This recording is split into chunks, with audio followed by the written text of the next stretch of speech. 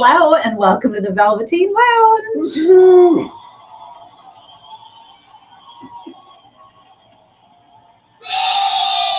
He always has to have the last word. I do. I did have the last word. Here, just another. Hello and welcome. Aloha, Eric. Good to see you. There you go. Thank you for joining us. Oh, okay. More applause. Just can't get enough of that applause. Can't get enough of that applause, I'm telling you. It's that kind of show. There we have it. But definitely. I know we have more viewers too. If you'd like to chime in, please drop that comment right here. Wherever you are, you could be on both platforms. You could be on one platform. Hey, Errol, hi. Good to see you. Hello, hello, hello. All right. People are arriving. Monitoring both right now. We got commenters on YouTube, and I don't doubt that we have them on Facebook too. So I don't know. I think Facebook might start a minute or two later than YouTube. Okay. I don't know. I noticed that everyone on YouTube chimes in first. So I think you're right. You know, I think it is actually prep for it. Hi, hey, Dime, and hi, Lisa. Good to see you both. I think they're just prep for it. Oh, hi, Mom. Okay, there's someone on Facebook right there. Good to see you. Staying dry, mostly. It hasn't been dry. Yeah, it's been raining here, but not crazy. The crazy stuff is yet to come.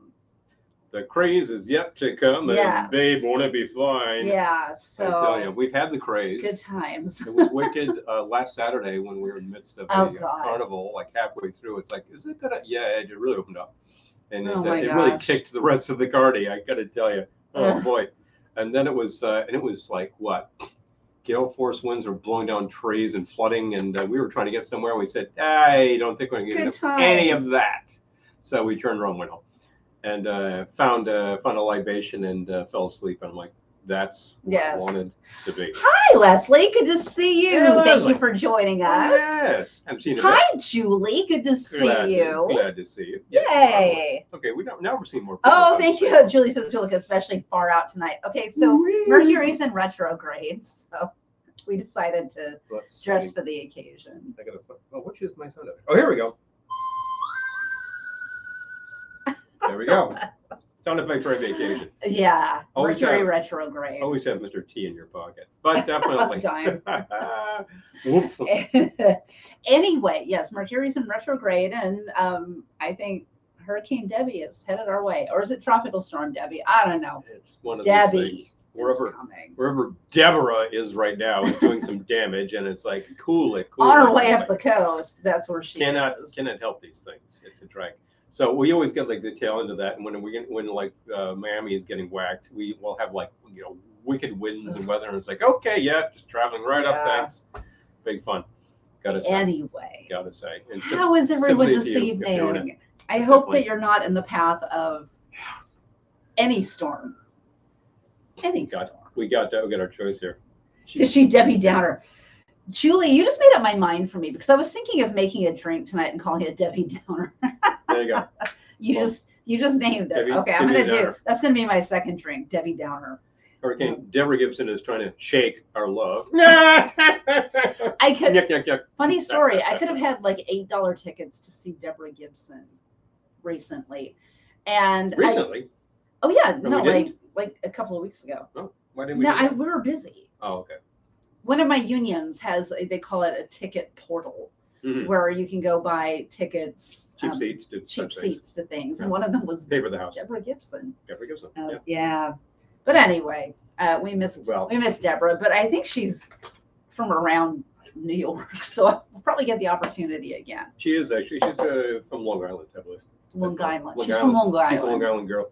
Anyway, and actually, in response to your comment there, the simple fact is that Debbie cannot shake her love.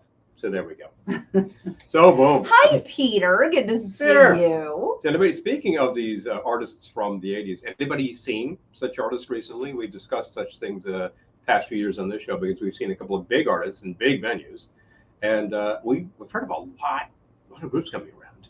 I think in either end of this month or September, Second Look Furs are playing the Beacon. I'm like, gee, I see that. And it's just, it's a lot of money. It's a lot of money. But I would see that. I've seen them once. And it's just. I've seen them. They were great. You can't do everything. You can't do everything. Let's not be nuts. You can't drive yourself nuts. Well, you can drive yourself nuts. But why? That's but I know what I can do right now. You know what you can do? In honor of, I'll say the following. I can make myself a drink. You can do that. I'll say the following, 3 things, and then I'll clam up, so to Okay. speak, since it's clammy outside. Actually, it was a little chilly today. I was kind of happy with that. The captain's hat is because it's damp outside, and I just thought, hey, there you go. B, I was talking about the difference between these 2 platforms. As always, if you're on one or the other and it craps out, just go to the other. We're on Facebook and YouTube. One of these days, we'll be on Twitch too. Only by popular demand. And the third is, are you watching the rebroadcast? Thank you so much. We really appreciate that. I'd like to get that out of the way within the first 5 minutes. Otherwise, I forget. I appreciate it. You can comment, but not on existing comments. So don't worry about that. People in the future, if you're watching this broadcast, thank you. Yes, my friends. If you're watching from the future. It's like Bill and Ted's Excellent Adventure. Yeah, you know, if your phone booth kind of drops into the right of you and says, "Hey, Bill and Ted, you've got to do this," so what happens in the future? Okay, dudes. I learned today, for fans of Bill and Ted's Excellent Adventure, that they're coming to Broadway next year and Waiting for Godot. So if you want to see Alex Winter and Keanu Reeves in Waiting for Godot next year. And if you're thinking, hey, are you 2 going to go? Oh, thank you, Eric. No, I'm glad they put you in a good mood. Oh, excellent. Aw. Oh, yeah, that's great. Oh, thank you. You know, certainly a lot of the what would I say? The edited content is a lot of fun. I haven't seen this in a while, and they're a hoot. They're really great to watch. We appreciate the views any here. If it lifts your mood, we're doing our job. I want to do more videos. It's just hours in the day. It's hours in the day. Telling you. Anyway, this is more steps in the day. I don't want to be Debbie Downer. I have hours on this too. I don't want to be Debbie Downer. Yes, I do. Ooh, you're getting low. Wow. I got to take care of that. Your Fitbit? Yeah. I'm not at my goal day. I got to walk around for about another 1,000 steps and I'm good. I'm walking around. We went for a walk too. Walk earlier. How did you not get to your goal? Oh, wait a minute. Where am I? I'm only like 250 off. Yeah, that's not bad. I can do that. I'll do that like within this broadcast. Hi, Anna Maria. Good to see you. Hey, Anna. Excellent. Oh, yeah, seriously. Oh, my. Well, yeah, please be careful. Be careful. We're literally just talking about this storm pattern, and like you are like kind of like right in the set. Yeah, please. Things.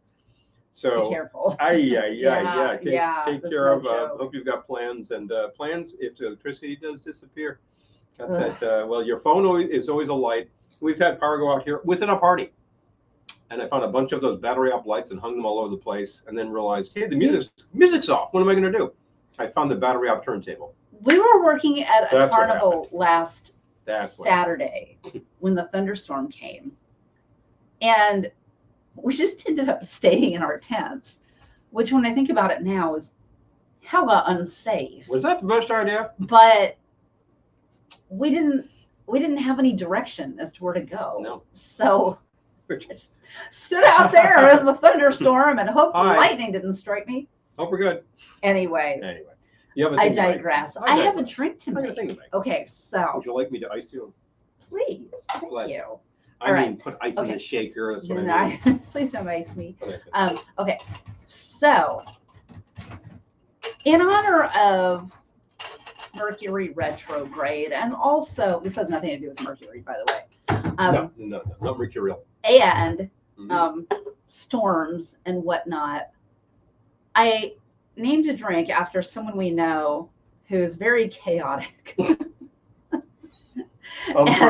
and it's a variation on one we did before, which I'm calling Eve Orbits Pluto. And if you knew Eve, you know that she orbits Pluto. Is it only Pluto? I'm thinking Alpha Centauri myself. Anyway. But there you go. Okay. All right, I got it. So we can go back to the broadcast. Yep. Okay, so to make Eve Orbits Pluto, you start with 2 ounces of bourbon. Okay. There we go. I'm using Wild Turkey. That's a good place to be, I tell you. As such things go, this is a great house bourbon. It has become ours, and we keep it up. We've had a couple books for old granddad, too. I think that's a fine and venerable It's all about Eve. brew. Yep. Ooh, if you knew Eve, you would know. If you knew Evie, like we know Evie. All about Eve. Oh, what a gal. Okay, and then a 1/2 ounce of Aperol. Good place to be. Eve. Well, we'd like to tell you all about Eve, but in a moment. I do love that film, by the way. It's the classic theater movie. This side of Tootsie, which is another great theater movie. That would be a great double feature, There you actually. go. Boom, boom. And then, I'm trying to fly off with Debbie. Please don't. Please. Okay. Hold on. Hi, Gettysburg, man. Good to see you. Oh, awesome. Just started raining there. It's coming here, I'm telling you. It's like totally pitch out there, although I guess it is getting on towards 8:30. So and then a half ounce not surprising. Acai liqueur. This is Sedalia acai, which is actually quite a nice flavor. Sedia. Right? Sedia or Sedalia? No, Sedia. It's Sedia. Yeah. Anyway. This should have more lemon juice. I'm going to up the lemon up juice. Up your lemon. Hey. Okay. Wait a minute. And then 3/4 of an ounce fresh lemon juice. There was a big craze for acai at one point. Acai bowls and like yogurt and all this kind of stuff. Like 12 years ago. It's a very, very vogue kind of thing. Okay. But ultimately, it's full of antioxidants and all that good stuff, and very, very commonly used in Brazil. 3/4 of an ounce fresh lemon juice from the beach at Rio or Sao Paulo, and you're just like, oh, acai, bowl. They just mix all this stuff up fresh, boom, boom, boom, and there you go. 3 dashes. Best thing ever. Turkish tobacco bitters. These are from Fee Brothers. Yep. We've actually determined, because we had the question, these contain no tobacco product. No, they don't. They really taste like it, but they do not. Hi, John. Good to see you. Hey, John. Good, doctor. Good to see you tonight. These smell really good. Oh, they do. Yeah. They really do. Yeah. It's like if you open a pack of cigarettes, it's like, oh, that's a nice tobacco smell. And then somebody lights up and you're like, wow, jeez. How could something go that bad that quickly? But it does. It does. Hi, Bobby. Hey. Yep. Riding the storm. Yeah. Riding the storm. Just want to make sure I didn't miss any comments. Riders on the storm. Okay. All right, I think we're good. Okay. I'm gonna get a strike. And then strain into a cocktail glass. Would you like a cold cocktail glass? I think if you sing a line from a song yourself and it's not great, I don't think you get a copyright strike. Was that a comment? I didn't say it was bad. No, I didn't say it was bad. You said it was not great, though. Thank you. Well, you didn't have time to rehearse. No, I did not. That's very true. Whoa. Oh, hello. Splash. Okay. Splashy. All right. Strain into a cocktail glass. I'm excited to try this. And I'm going to use a twist. Hey, Eleanor here loves a rainy night. Oh, I remember that was a big hit. I remember that. Hi, Maya. Good to see you. We're going to do 2 big crossover hits for Eddie Rabbit around 1980. Oh, 3. Aw. Yeah. Is everything okay there in Florida?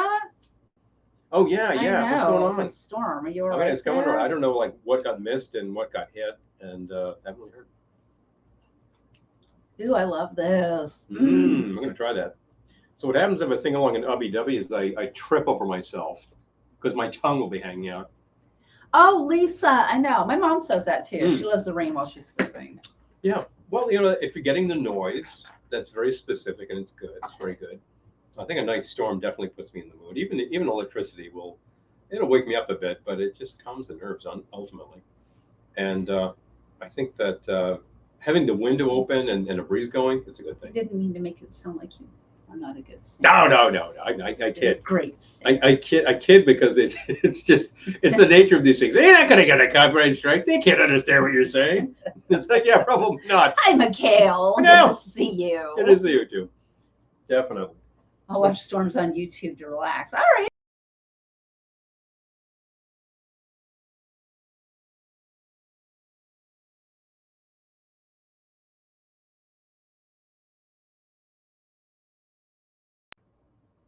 Is the broadcast still going? Did you hear me say son of a bitch? Because I just said it again. Are we still going? Uh-oh. Can someone tell us if we're going? I see comments. Do you see us? Hello? Anybody? Hello? Can you see us? Somebody say. Oh.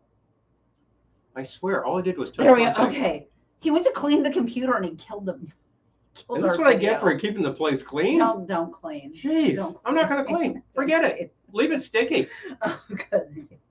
Jeez, still the heart. We're in the middle of a broadcast here, people. Stop it. Stop it, I say. Don't touch anything. It's like literally on the damn trackpad.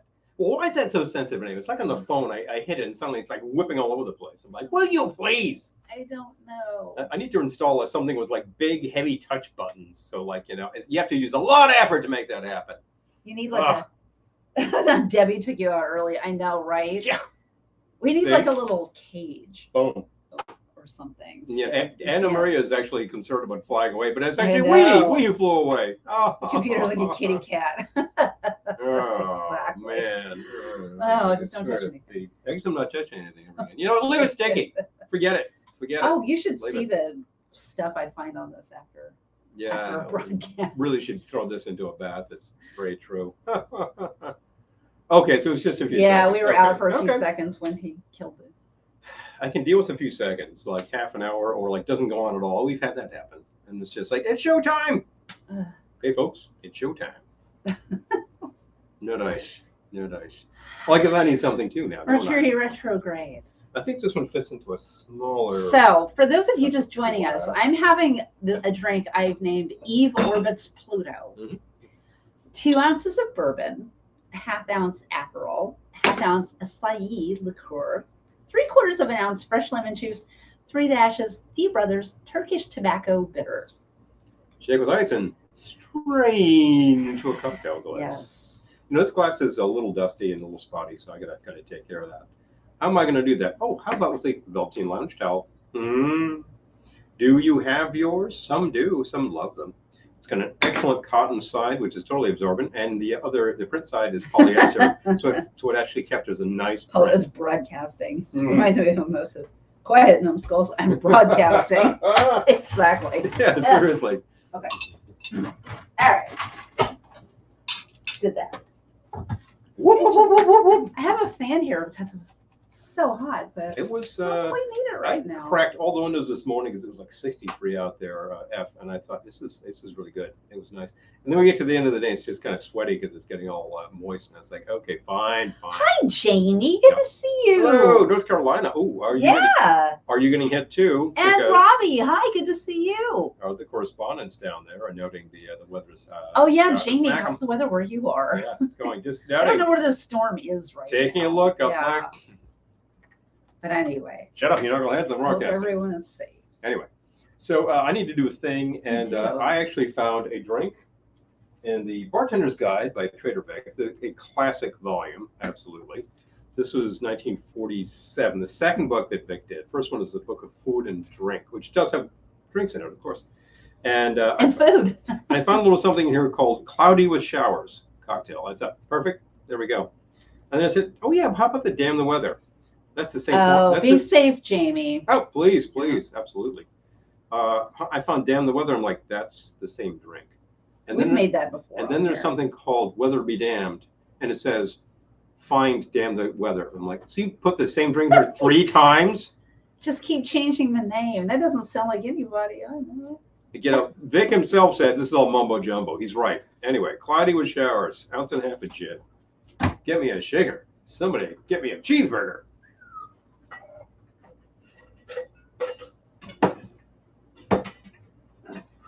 What is? Oh, it's the sticker. Something is stuck to this. It's stuck. Does it have a recipe for a lunchbox? It should, right? Oh, Eric, that's a good idea. Maybe. You know what next week's broadcast is? Yeah. Paul's birthday. That's right. Paul's birthday is next Wednesday. It's going to be happening, folks.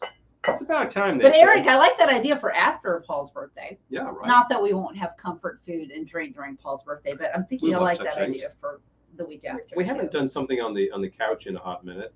With probably last month, I guess we did that. About exactly a month ago. It'd be great to have like the little grill over there, or maybe just the air fryer. Air fryer is great. Everything gets super crispy, and the amount of oil you use is negligible. It's kind of a brilliant idea. What else goes in this? ½ ounce of Italian vermouth. That's the sweet kind. Oh, Paul, you look great for turning 27. Oh, thank you. Oh, please. Oh, please. Peachaw. I know we'll have to have like birthday cake or something. Yeah, that'd be a thing. Paul's 29th birthday. Oh, was that, 38 that Jack Benny was always turning? Oh, Rochester. I thought it was 29. 29? Hi, Keith. Good to see you. I will take that French vermouth, please. No, Italian. Italian. I just said this. I'm thinking French vermouth. Freaking Gnarly. tropical depressors. Oh, boy. Oh, wow. Lots of dark rum and pineapple juice. Well, you can't really go wrong there. Well, that will depress something. Your nervousness, I think. There we go. I forget what year Jack Benny was always turning, but it was. I think it was 38. I think my mother made that gag, and I was like, I don't know who that is. You know? But yeah. So this is a half ounce of orange juice. I will take the orange juice, please. Eric, that's so funny. I made brownies today. Yes. You felt like our brownie deficit was extreme, so you took care of that. I needed a brownie. Brownie. So I made brownies today. The brownies I make have just a tiny amount of coffee concentrate in them. They're super good. It makes a big difference. You found that birthday cake and a nice Chianti would pair well. Peter, you're correct. They would. There you go. There you go. And did I bring over the orange stuff, which I need, or did I totally forget that? The orange liqueur of some kind. I'll get some. Okay. This calls for 3 dashes. Liqueur does not come in a bottle with a dash Do you want top. lemon or citronge? I'll take the citronge. That's fine. In this drink, it'd be fun. And we have the orange bitters. I'll take some of that too. So I think I want to punch the flavor of this stuff up. This does not come in a shaker top. So how are you going to get 3 dashes out of there? I'm going to say, Oh wait, did you bring them? There we go. That's 3 dashes. Not standing on any ceremonies here. There we go. Adding some orange bitters. Thank you. You're done with the citronge? I'm done with the citronge. All right. Get out 3 dashes later, and 3 dashes of this. Okay. Caramel cashew popcorn. Oh. Oh, yeah. I hear you about there you go. Good taste, right? I hear about the danger, you know? Seriously. The caramel cashew popcorn sounds amazing. There we go. And there it is.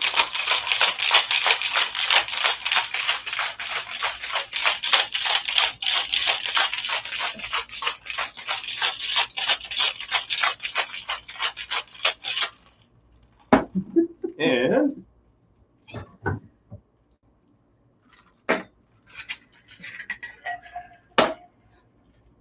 straight to our cocktail glass.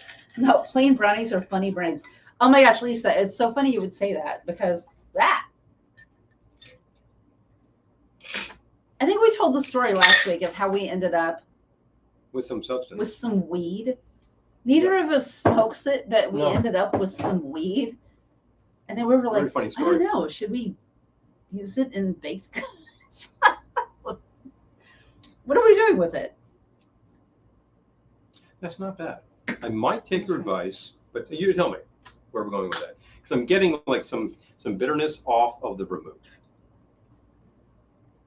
It's all right. I mean, it's one of these things that's basically a sweet martini with orange added, which is kind of weird, but it's not bad. Ooh, mud pie. That's good. Definitely going to add a little bit of lemon to that. Just a dash. I'm going to say a splash. 3 dashes of this, 3 dashes of that, 3 dashes of the other.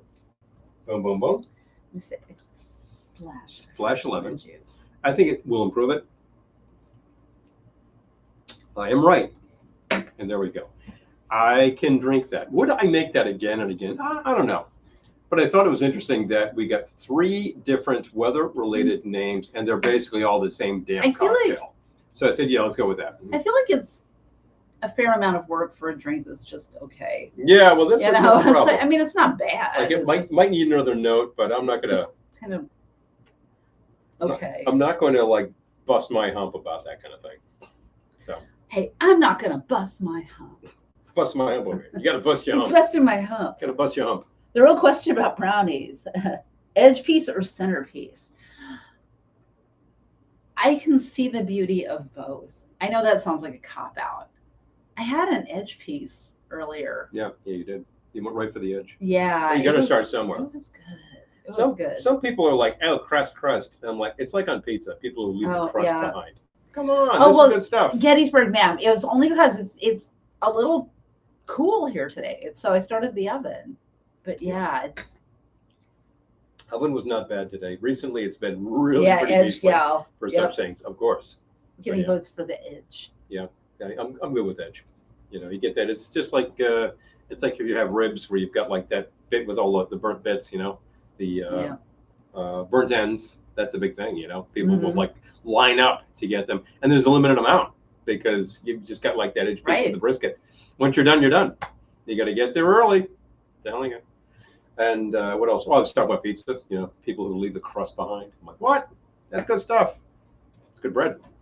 Yep.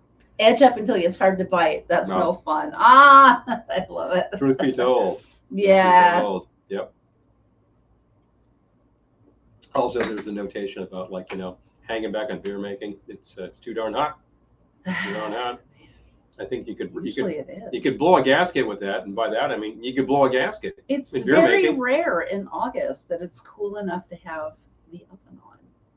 So I've actually done the deal where you buy the homemade cheddar and herb bread. That sounds good. We'll buy local cider, and I just leave it in the container. It's unpasteurized. I just leave it in the container until it inflates and falls over.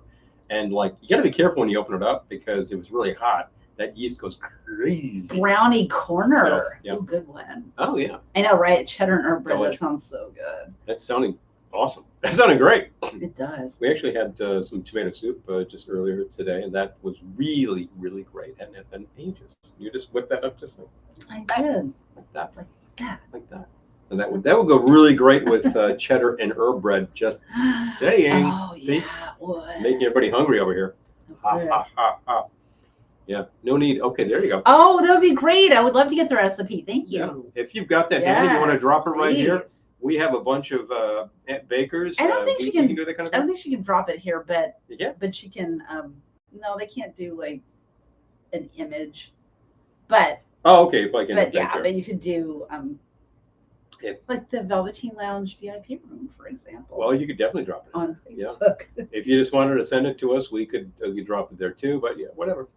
We have options. She's in there. She's in there. She's in there. Seen you. It's a good thing. Yeah. It's a good thing I ate prior to coming here. Me too. Oh, geez, I'm getting hungry. I know. Crazy stuff. It's good to try out recipes. You find something good, pass it along. That thing that you do with the brownies, you put a little coffee in there. I think the original was just use some instant coffee, and you happen to have the coffee concentrate. Does the same thing, really. Yep. Easier to use, but instant coffee is cheap and widely available. It's a great thing. It just punches the flavor a little.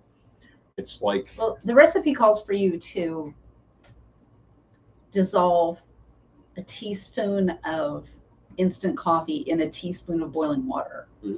But I just had the coffee concentrate, so I just used 2 teaspoons of that. Done deal.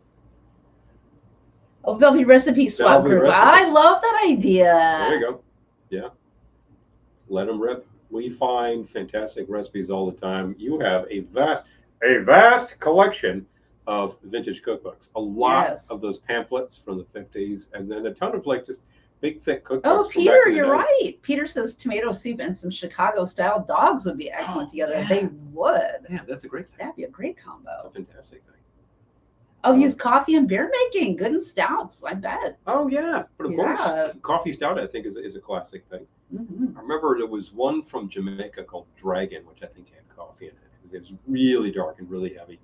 And I remember trying it and thinking, this is disappearing very quickly. I don't care for this that much, and I realized that I like Guinness and stout and not much else. So that's lemon bars. That's very summery. I will say nothing against Dragon. There are many fans, so you like it, drink it. Boom. Oh, the vintage Betty Crocker cookbooks. Yeah, I was looking at one of those today. Yep. You love nothing so much as a product cookbook, like Pillsbury cookbook or Jello cookbook, Joseph Jello Volume 2. Pillsbury whole wheat flour cookbook with all the gold medal winners from the Bake Off. Well, I don't even think I told Paul this. For our margarita level Patreon patrons, they get a collection of vintage recipes every month. Mm-hmm. And we just went to our county fair a couple of weeks ago. So I thought, I have all of these cookbooks that have like prize winners from various bake-offs and whatnot. Yeah. So I did a prize-winning theme. Oh, you got that? I did like a bunch of recipes that won prizes back in the day. Oh boy! Yeah. Hi, Mike. Hey, Mike. Good to see you. So good to see you. Sitting there in Seattle. Well, Michael, the bluest skies you'll ever see in Seattle. Boom, boom, boom. Yeah. third copyright strike of the day. You going for a personal best? I'll see if I can actually get a strike on this, and that'll be hilarious. But yeah, fantastic. Good to hear, because eventually that'll be coming our way too. We've got just like rain for like 4 days, and then things will clear up. I gotta get out there and mow the dang lawn, so it better. That's my fun. There's this weirdo thing growing up in our front yard. There was this weirdo thing. I feel like I should take a picture of it before we mow it down. Yeah, I will. In fact. Bingo. Oh, excellent. Oh, Errol, I love it. Yep. Yeah, I love the I love the idea of Gettysburg Ma'am. I love that. Yeah, the prize winning ones are great because they have like, oh, so and so won the junior division and blah blah blah. And I was looking at the inflation calculator up, because some of these people, and like someone in the 50s won like $25,000 her recipe. I was like, how much is that now? Holy crap! Quite a bit of cash. Yeah. You're probably multiplying that by about 7. Yeah, it was. Yeah. She won a lot, and no wonder she was smiling. There's a picture of her grinning. I'm like, yeah, it would be too. Got her giant sized check. Yeah, I just paid off my mortgage, my parents' mortgage, a car for my kid. It goes on and on. Yeah, it was crazy. When the buck used to last, that kind of thing. But it lasts as well as. I mean, the fact is, you make more today. Yeah, there you go. That's how inflation works. Yeah, that's how it's supposed to work. But it is amazing to see differences in prices and whatnot. And look, we were just discussing this recently. The thing about the middle. Oh, thank you, Errol. About that period of time when these cookbooks came out is that prices were very stable, and they were stable for a really long time. But people got used to that, and that was kind of artificial. And when that kind of crashed, people were very surprised. And it's like, yeah, that's just the way the market goes. Got to be used to that. Hi, Amy. Hey. Good to see you. Amala, good you could join us. Amala. Good thing. Amala. Good stuff. The graphics in these things are crazy. Whoever they had to illustrate these, a lot of fun, tons of fun. I would just no, he means my graphics. Oh, yours? Oh, the things you put together. Yes. Oh, okay. There we go. Because she will take pictures of these and put them in, and then we'll have the pictures from the books. But I do little backgrounds. But the backgrounds are all you. Yeah, you do all that. Yes. Yeah, it's funny. People sometimes think I do that. I'm like, I don't do any of that. Nah. Yeah. This one over here. Just so you know, it's all Kelly. I love that part. I love. That's the fun part. Well, I mean, it's fun collecting the recipes too, but like it's really fun making the background. It's fun mining them, putting them in, and saying, "Let's make this look like something." And you do that. Exactly. You do that. There you go. So. Trying to think of what to have next. Take your time. Think about it. Have some water. It's a good idea. I will have some water, but I want something else besides water. Besides water. Yes. Well, not just water. Good water is hard to find.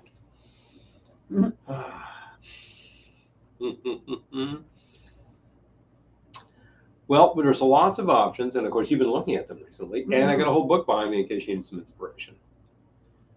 You can find something in there called a hurricane, which looks nothing like a hurricane, and then another hurricane, which also looks nothing like a hurricane. Not sure if you're interested.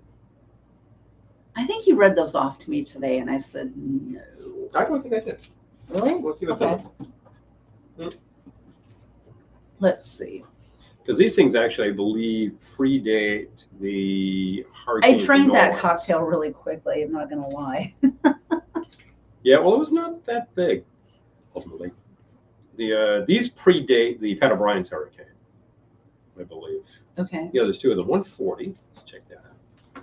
It's probably the same one, because didn't you say some of those were in there twice?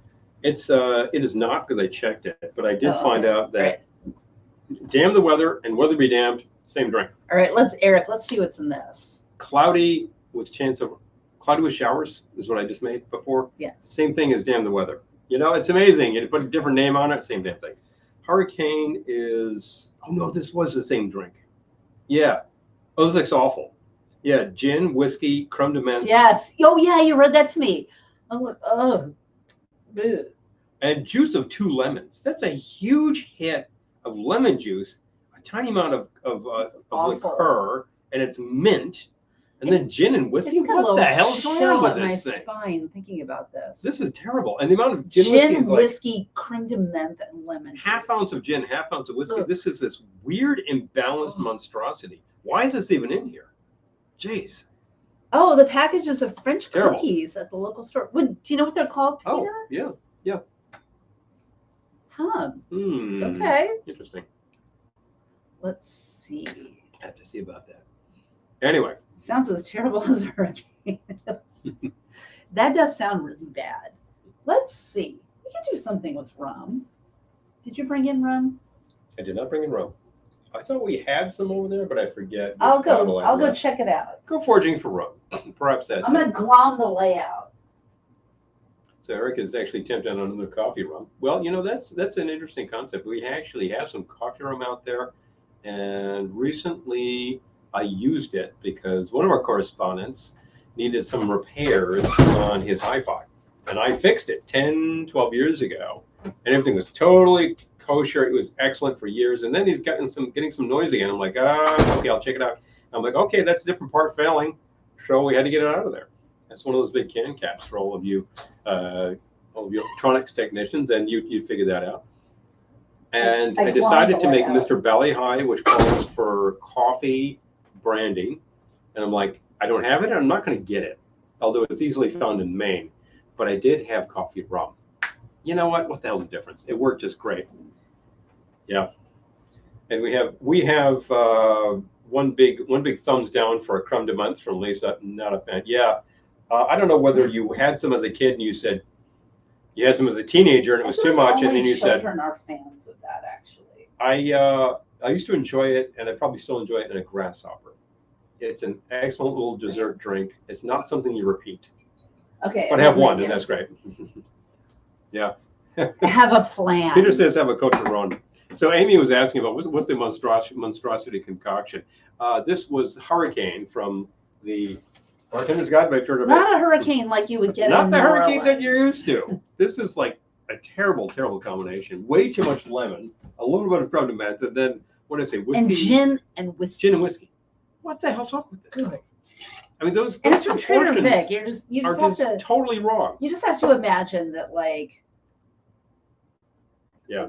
Like, was he just speaking in tongues, or was he trying to fill his book? And that's this no thing hurricane, to be correct, there. Amy? It is yeah, not. That's not a hurricane they're used to. Okay, so the hurricane you're used to. Write down what I'm going to do. You keep talking. I'll keep talking. The hurricane that you're used to is an excuse to use up a lot of rum. And the story with that, I might have told on this show before. I know I've told it, but I'll tell you again. Is that after Prohibition, it was really hard to get really good whiskey and aged whiskey because it takes time to make good bourbon, right? And everybody was asking for it, blah, blah, blah. But what was available cheaply and easily? Rum. That's why all of these joints, the tropical joints that opened up in that period of time were like rum drinks because it was available, it was cheap, and they could go crazy with the concoctions.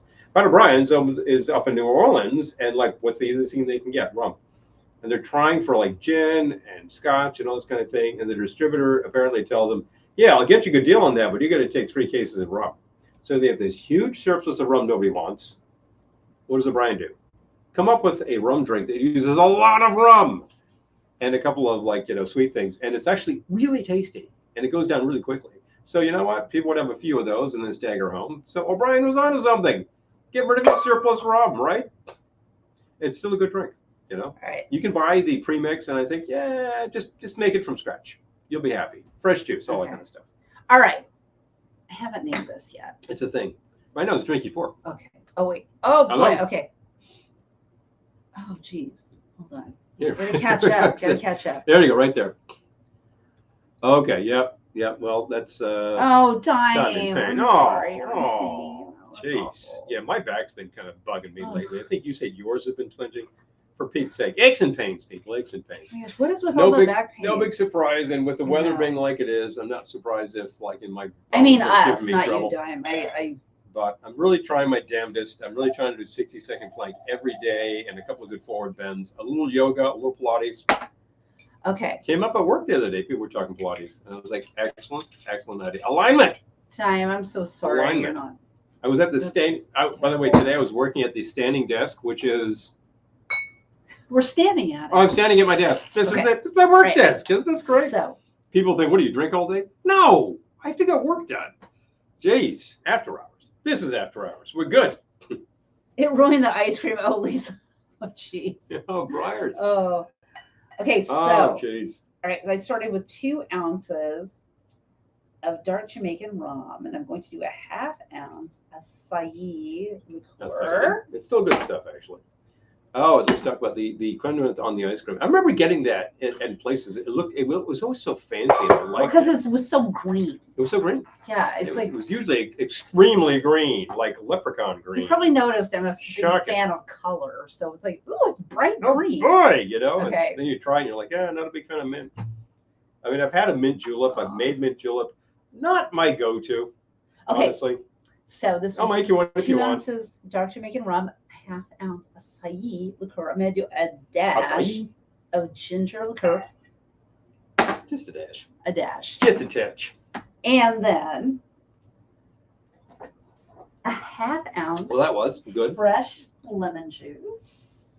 But you already know what your next drink is. I do, in fact. But definitely. 1/2 ounce fresh lemon juice and a dash of orange bitters. And you know me on this show. If I see something hanging this, I'm like, let's try it. A dash of orange bitters. But I looked at Hurricane in this book, and I'm like, there is no way, A, that's going to taste like anything but, and there's no way I can make it better. I can't change the proportions in something that's good. And a dash of cherry bitters.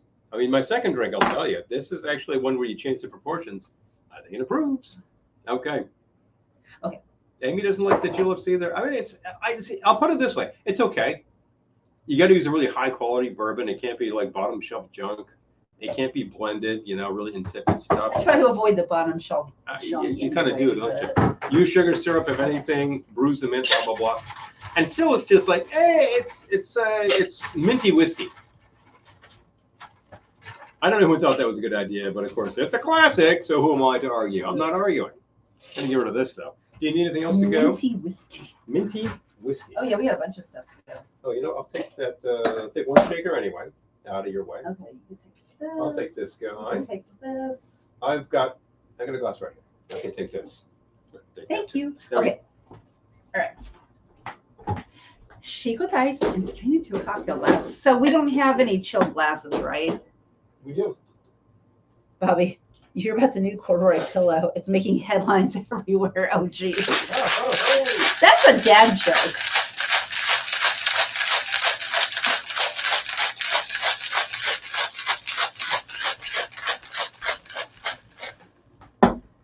Hi, Dan.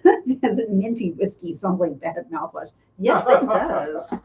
And I don't want it.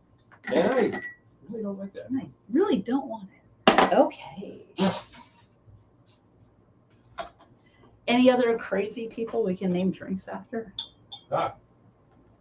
Start thinking, and you'll be there in no time. It was feeling feisty when I named that drink earlier. Smells great, this thing. But I know she wasn't watching, so whatever. Last I heard, she was off to live on a commune or something. This was the rumor. I'm like, really? This is the least likely person to actually make life work on a commune. The thing is, you actually have to pitch in and work on a commune. So, it's like being on a kibbutz or something. You have to like roll up the sleeves. Okay, well, we're naming this one Debbie Downer because Julie named it earlier. But I like the Freudian slip idea. If we don't do that tonight, we should do it next week. So the other one was Deep Scope. I believe that's a Deep Scope. I believe that's a reference to a different deep from back in the 70s. Just saying. All right, this one, Julie named this one earlier, Debbie Downer. That's right, the Debbie. I haven't tried the Debbie Downer. All right. Yeah. Hold on. All right. So there we go. All right. All right. This does smell good. Try Debbie. Because this is like a rum sour with dark rum, and it's very hard to go wrong there. It's good. Oh, that's really great. Yeah, nice quality dark rum. I will take your other shaker and get out of your way. Didn't already take.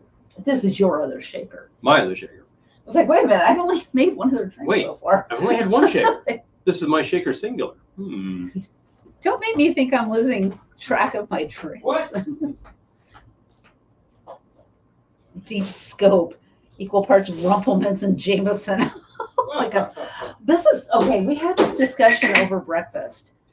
Paul was talking about seeing flavored scotch in the store, which I thought was probably one of the worst ideas I've ever heard in my life. Not a good idea. Flavored scotch. Oh God, Who would do such a thing? Why? Why? I just realized I had my rest of my beer. Might as well. Yeah, I thought a couple of flavors. It was one of the mid-shelf Scotch brands that was doing like peach and cinnamon. I was like, oh wow, that's. I'm gonna write down. Cinnamon whiskey is this whole category now because of the one that does it. I'm like, really, you can do one thing with that. Actually, two things, but I'm not going to do shots of that stuff. I'm writing down Freudian slip. Freudian slip. Yep. And Deep Scope. Deep Scope has to be green, of course, but naturally enough. Well, I made something some years ago I dared myself to make flavor scotch. Right? Isn't that a terrible idea? Yeah, really. We're about to have a great steak in. It's like putting ketchup on a great steak. Exactly. In 1 week's time, actually 6 days' time, we're going to have a great steak, and you would be such a crime to be just like slapping on some sweet sauce on the top of this. Why would you even bother? I don't even bother with their steak sauce. There's no point. And they make their own steak sauce. They do. It's pretty good. And I'm still I'm not going to bother because it's done. It's perfect. It's ready to go. Enjoy it for what it is. I know flavored scotch. Isn't that the worst idea? What the hell? Why? Like I said, I think there was like cinnamon and peach. Peach. Why do you do such things? Don't. Why do you do such things? Peach is there so you can make big beach drinks. Peach for the beach. Very tall things that are blue with a big straw that are all sweet and no sour. Phooey. I can get behind peach as a note. If you have a very high quality peach. But I feel like if you're going to use it, if you're going to make like peach scotch, it's going to be way too peachy. Plus, it's scotch. I mean, am I bugging or don't you sip scotch? I mean, like, why do you need to add peach? If you need to add peach to your liquor, drink vodka. Yeah, this is why. Because of that, there's a huge category of flavored vodka. Of course, we can locally get like buttered popcorn vodka and all this kind of stuff. It's like ridiculous. But with the scotch, scotch is a sipper if it's single malt, and it doesn't play well with others. And if you have a blended scotch, it will mix in a highball. Scotch and ginger, classic. There you go, done.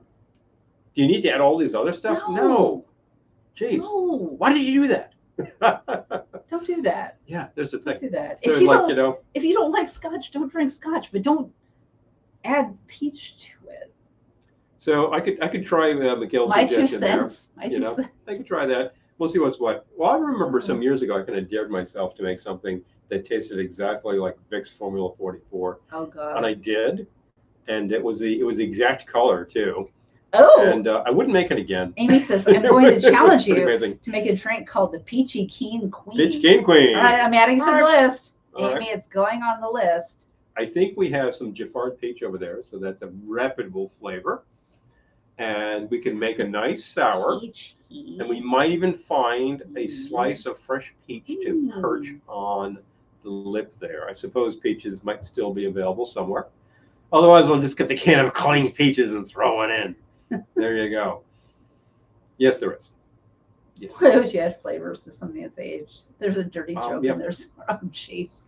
I mean, there's, this is what happens when people talk amongst themselves. I'm just teasing you guys. No. I'm just teasing. I love it. I love that you're talking. I will say, in all honesty, I love that you're talking amongst yourselves. We take base liquors that have been aged and add flavors to them all the time.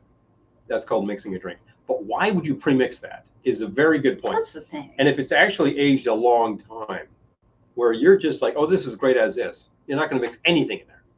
No, straight up. Please don't. And by the same token, I'm the troublemaker in this group. And by the same token, if the stuff is like 0-year-old vodka, you probably do want to add flavors. Yeah, because there's nothing didn't there. Age it properly. Yeah. Oh, geez, Mikhail. Well, yeah, I mean, that's exactly right. That's exactly right. Because you think about some brands will add all sorts of colors to make it look a little older, and it's like, yeah, it's not. I'm thinking about Eric's comment about being the troublemaker in the group, and we talk about ourselves, and we're like the people in the back of the class throwing spitballs. Well, I don't really stand too much on pretension when it's just wrong, and you're just like totally off, and you're just missing things, and you don't even realize why you sound so dumb.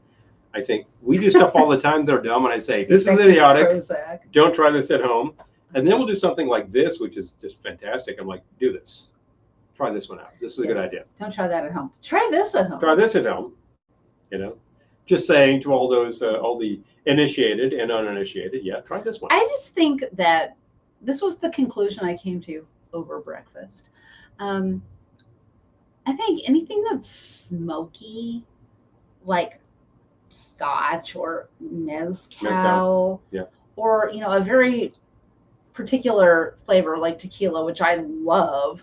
Please. But it's like I've never had a flavored tequila that wasn't awful. Yeah. And I love tequila. Yeah. But it's like just don't.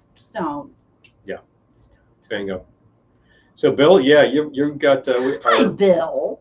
Correspondent from Seattle was saying totally blue skies, and you're getting over 100. Good grief. Could we send you some of this stuff? Because you need the rain. Yeah, you'd love this. I mean, it's hitting the East Coast pretty hard right now. People south of us are getting whacked. Yeah, exactly. Oh, yeah, not us yet. Please, but I'll send you a river because you could use this stuff. And hi, Daniel. Good to see you. Good to see you.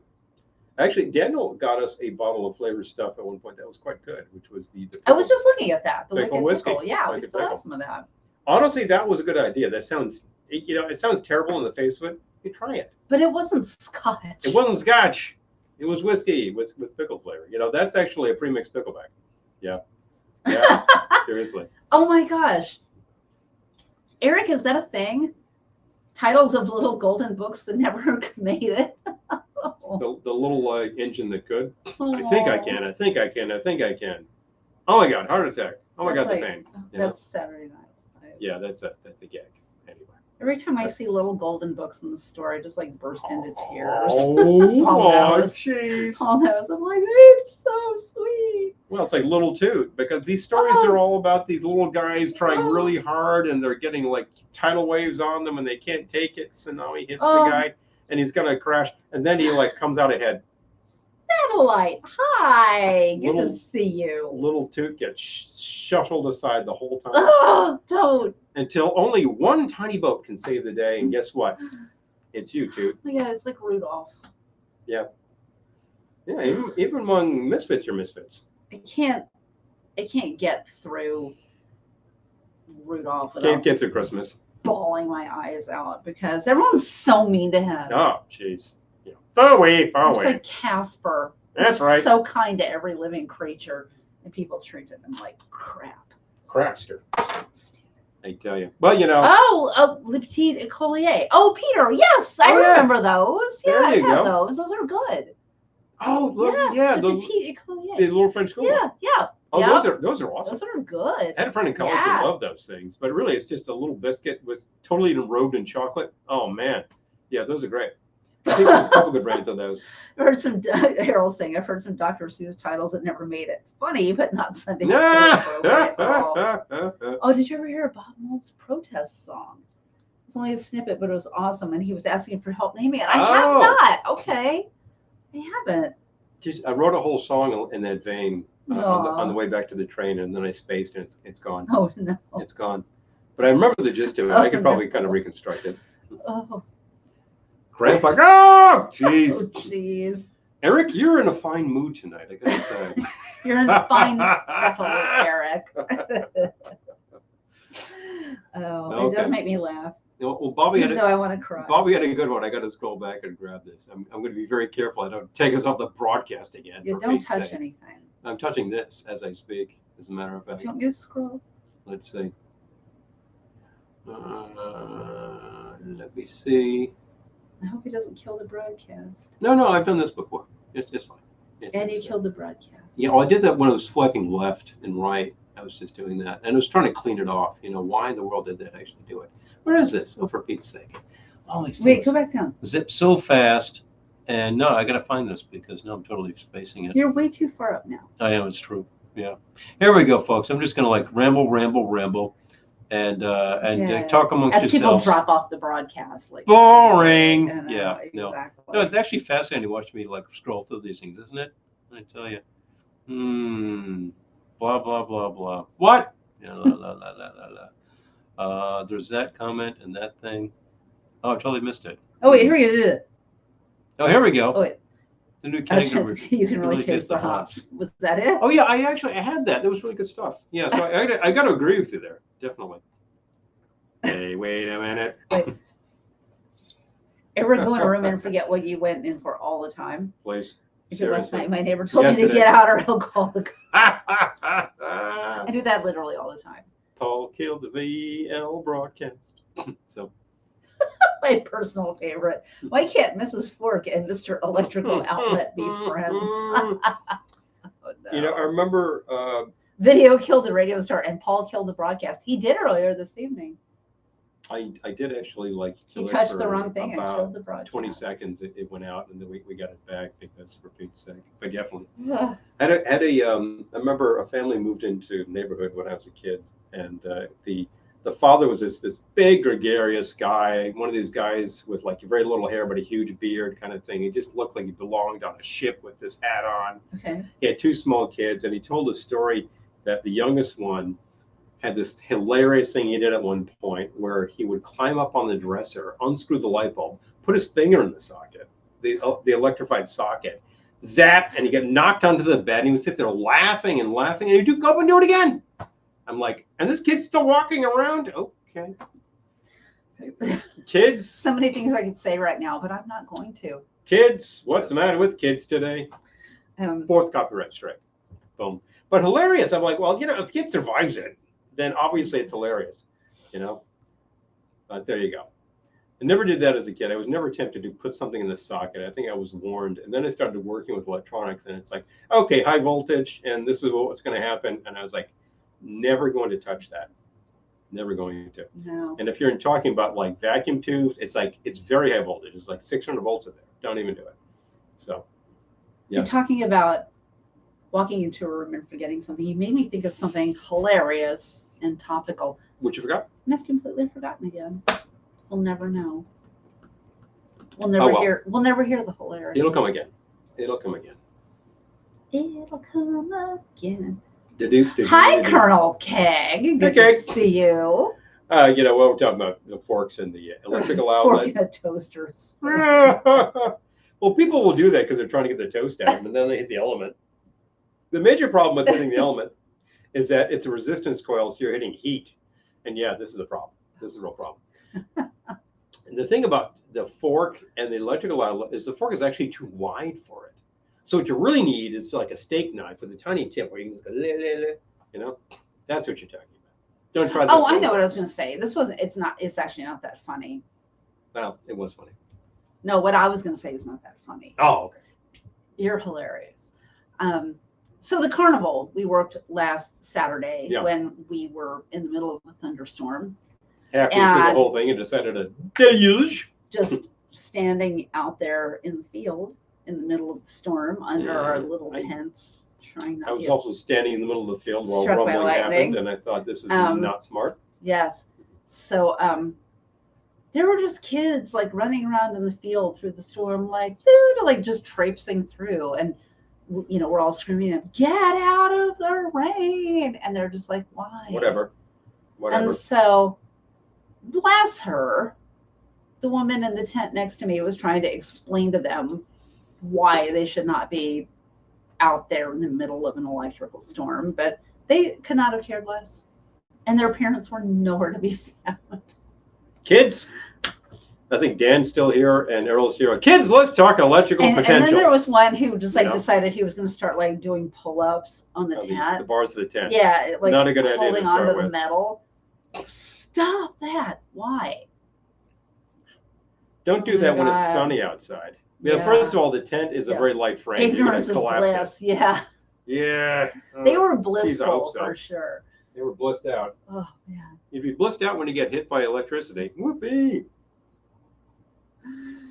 I gotta tell you. But then we went back in the tents, and I'm saying to myself, am I better off in this tent or not? I'm not so sure that this is an improvement.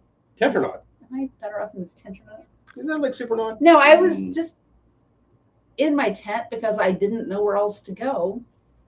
Because there wasn't any great place to go.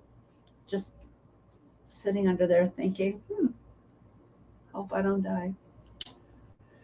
Yeah. Big fun. Yeah, and then we had to drive in it. Yes. With the trees that had blown over and stuff. And I didn't. Saturday was not my day to die. So no. I'm happy about that. Got through it? Darn happy about that. Got through the floods? Darn happy about it. Went up the usual highways. We went up the highway that actually starts climbing the mountain. It's like, this sounds like a good idea. So. Oh, Anna Maria, please be safe. Yes. Yeah, please. Yes. Oh, tornadoes. Okay. Yes. That's it. Take care of yourself. Be careful. We will be thinking water about you. spout sighting. So, yeah, okay. Ciao indeed. Yes. So please. Conversation took a dark turn. Yeah, it did. It did. Strange but true. Oh my God. I was so happy to be home on Saturday. We were supposed to go out Saturday night. I was like, oh no. I was just so happy to make it home alive Saturday. We tried. We actually started the journey. We got as far as, and then we're like, I don't know about this. And got in touch with our correspondents. Are you sure? Yeah, well, and then they're like, oh, I don't know. So I said, yeah, before we go over any bridges, stop. And we reconsidered and turned around. So. Bobby, really? What? Someone got struck by lightning twice. He was told he should buy a lottery ticket. No, he bought a lottery ticket. He was struck by lightning and died. I was just talking with the guy who used to be in the Guinness book. We're going to hit the most times by lightning. I think it was 11 times. It was just a human lightning rod. It just loved him. And he survived all of these. And then ironically, I think he killed himself. Maybe he just couldn't take it anymore. I don't know. That's so sad. Yeah, it is sad. I gotta tell you, hats off. So anyway, let's try to bring this back up. Shall we? I'm out of something. What's in my hand? What's in my hand? Anybody? I gotta do something about that. I decided for my second round I'd have something totally weather appropriate that actually has nothing to do with weather. The Negroni. Swing, swing. Let's do that. Now, there's a couple of ways you can find to make the Negroni. The bottle of your Campari over there is going to tell you equal parts because that's the formula. I'm like, yeah, I don't think so. We haven't made them that way in years, and it's definitely improved if you do not. See what happens when you drink that Debbie Downer? Exactly, Eric. I know. It turned me into Debbie Downer. Nope. I'm feeling just fine. Anyway. He's ripping me off. Have we told you that story? I think we might have told it last week, actually, while we were live. Okay, we tell the story every week. No, I didn't tell it while we were live. We told it to our correspondents this week on Monday night, Tuesday night. Hi, Ben. Good to see you. One of those nights. Okay. Is your leg getting longer? Wait. What's that? Sorry for the mad, fat-fingered, angry face. Oh, it didn't show up. Oh, I didn't see it. Yeah. Oh, I see it. Okay, Lisa, I see it. No, you're good. But definitely, Ben. Oh, so have fun, Bobby and Mikhail. Enjoy your dinner. Yes. Gotta eat. This much is too true. Yes. All right. Enjoy your dinner. So let's actually grab a shaker and go with this thing. This is a cocktail to shake. Don't build in glass. It won't get cold. Hi, Johnny. Hey, Johnny. Good to see you.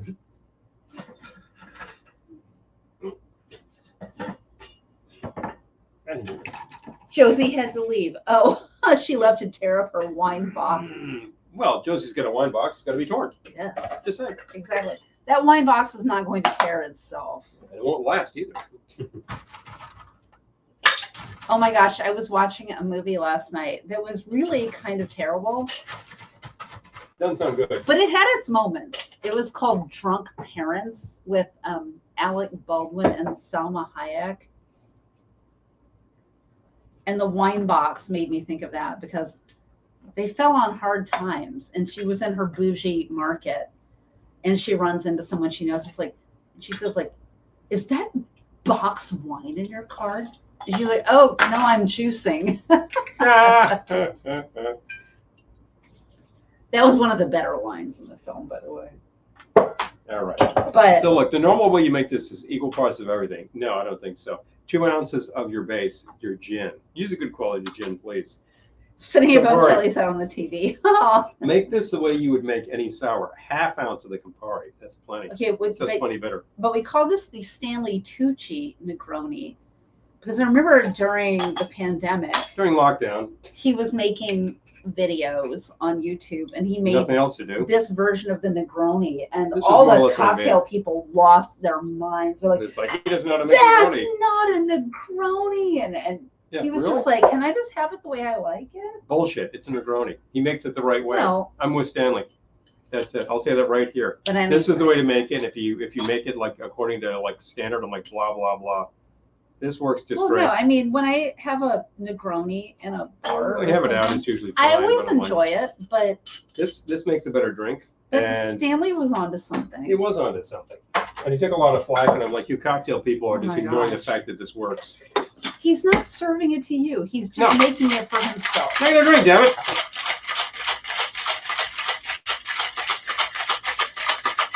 Wait a minute.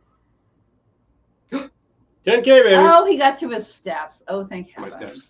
It's Negroni week. No, really? Oh my gosh. What do you think about it? It's Negroni week. But it is. As a matter of fact, we probably have an issue of Imbibe coming. That's going to be all about Negroni week. All right. I like Imbibe. Good crotchety Negroni.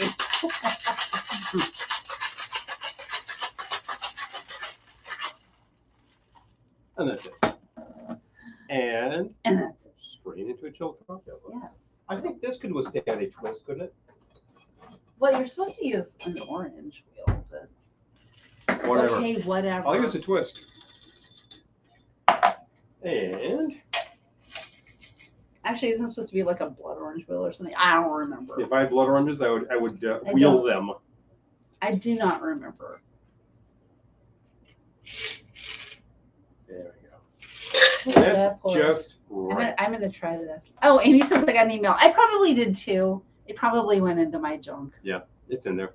I think I do get those. There we go. Express some of the essence over this. If you'd like to try this fine libation, I will. This fine elixir. Spoiler alert, I'm going to like it. I like it. Guess what? I like it. Survey says good. I like it. Yep. Yeah, that is good. Orange slice does work fine. Also with the Aperol Spritz orange slice, obviously. The crotchety Negroni. When we're out and we get them, I see all of these orange slices hanging out on empty Aperol Spritzes. I'm like, I eat that. It's fruit. Get your vitamin C. People just don't eat their garnishes anymore. It's excellent. That little bit of lemon oil on the top. This is why you do this. I don't do a lot of decor on the show because we're always a little rushed for time before we go, but I will definitely get the peels going. I like Eric's makes idea though. 2 weeks from now, we'll do comfort food and comfort drinks. Now we're talking. And then next week's broadcast is, for those of you just joining us, Paul's birthday. Paul's birthday is next Wednesday, so. So next week's broadcast will be Paul's birthday. Oh, please. Make white Negronis. Thank you. I've heard of this. I've heard of this Wondermint, but I have not made it. This is the one that's got, what do they call that? It's got the vermouth that is neither dry preemptive nor happy. Sweet. You got a preemptive Oh, thank you. happy. Thank you, man. Much appreciated. Absolutely. Yes. That's got the, what is that vermouth that they use? Yeah. I completely am spacing that, but somebody here will know. Yeah, and it's a different thing, and it's a good idea. Oh, and bartenders, you got to get the drink proper. Yeah. And whether the place is just like, I did the Negroni this way or that way, they've got good ingredients. This is not bottom shelf gin in a plastic bottle. They shake it cold. Daniel, if you like put that gin and bitter, oh yeah, you'll probably enjoy it. If those are not your thing, you probably won't. I will put it this way. I understand from. Oh, Amy will be at Woosong next Wednesday. Well, that's nice too. Hello. That's nice too. Don't mind that at all. If I was there, I'd be there. That's an interesting way to put that. If I was there, it's like wherever you go, there you are. Oh, it's like a Yogi Berraism, and I just saw something. A good quote from him, as a matter of fact. So this is the thing. Okay, you probably wouldn't like it then. It's pretty bitter. Try it once. Try it once. If you don't try like, a sip. if you don't like Try, it, try a sip of someone else's. try a sip of your friends. Yeah. Boom, there you go. If you like it, order one. And if you don't, forget it. You're never gonna like it. Yeah. I will say, in terms of bitter, you are nowhere near Malort, so bear that in mind. This is much more mildly bitter. Yeah, and it's not like you've got like 4 ounces of this stuff in there. No, I make with a half ounce of the Campari. Plenty. 4 ounces. Oh. Well, Malort drinkers, you know them. Shot. I know that some people love Malort. I think I had a few shots of it that. I'm not acquainted with any of them, but someone must, right? I had a fair amount of this stuff while we were at Ohana. I don't hate it. I honestly don't hate it. I just it's not what I'm gonna reach. It's not what I'm gonna reach for. Yeah. You could do Adderall, yes, 100%. Yes, you could. Yeah, it will sweeten it up slightly, but 100%. It has a very heavy orangey hit, which is appropriate for this drink. Mm-hmm. It complements the sweet vermouth very well. Yep. And that's in the Campari family. So you're talking the same types of bitter. We really need to get back to Wusong. Yeah, seriously. They're aliens, the Malort people. Who are they? Weirdos. We're all Malort people. We're all Malort people. We're all Malort people. Well, anybody remembers Roll Boat People? That's I needed to do a live broadcast. Been a long time since that one was on the charts. That's a good thing. I would like to let that sit and savor for a long time. For a long time. For a long time. I'm gonna get me a beer after maybe this. Maybe about half an hour or so. I don't want to. Yeah. I don't want to get hammered. No, that's not the point of these broadcasts. We're not here for that purpose. We're doing a few fun drinks. Yeah. I'll try one sometime. Oh, several bottles of bitters, including Malort. Oh. Yeah. Well, because you had to. Fiery Oceans, hi, good to see you. Thank you for joining us. But definitely. Now, of course, you have a bottle of Malort because I think, your fellow enablers probably insisted that it had to be in the larder. That's my brother's ringtone for his wife.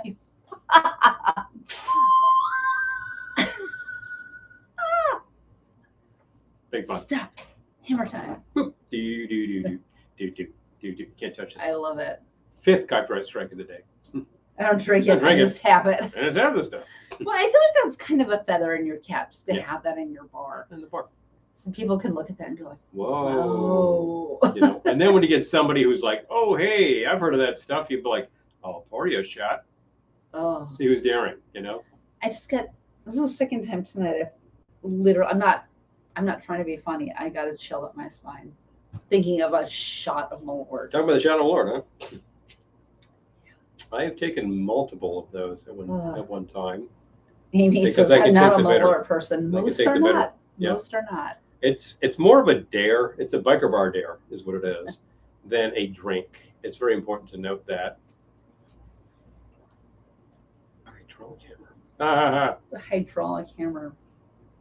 I like that. I'm going to write that down. There you go. I'm going to add it to the list. Another good one. Things we need to know. Drink titles. We need an infinity of drink titles, so keep them coming, folks. We will work them out.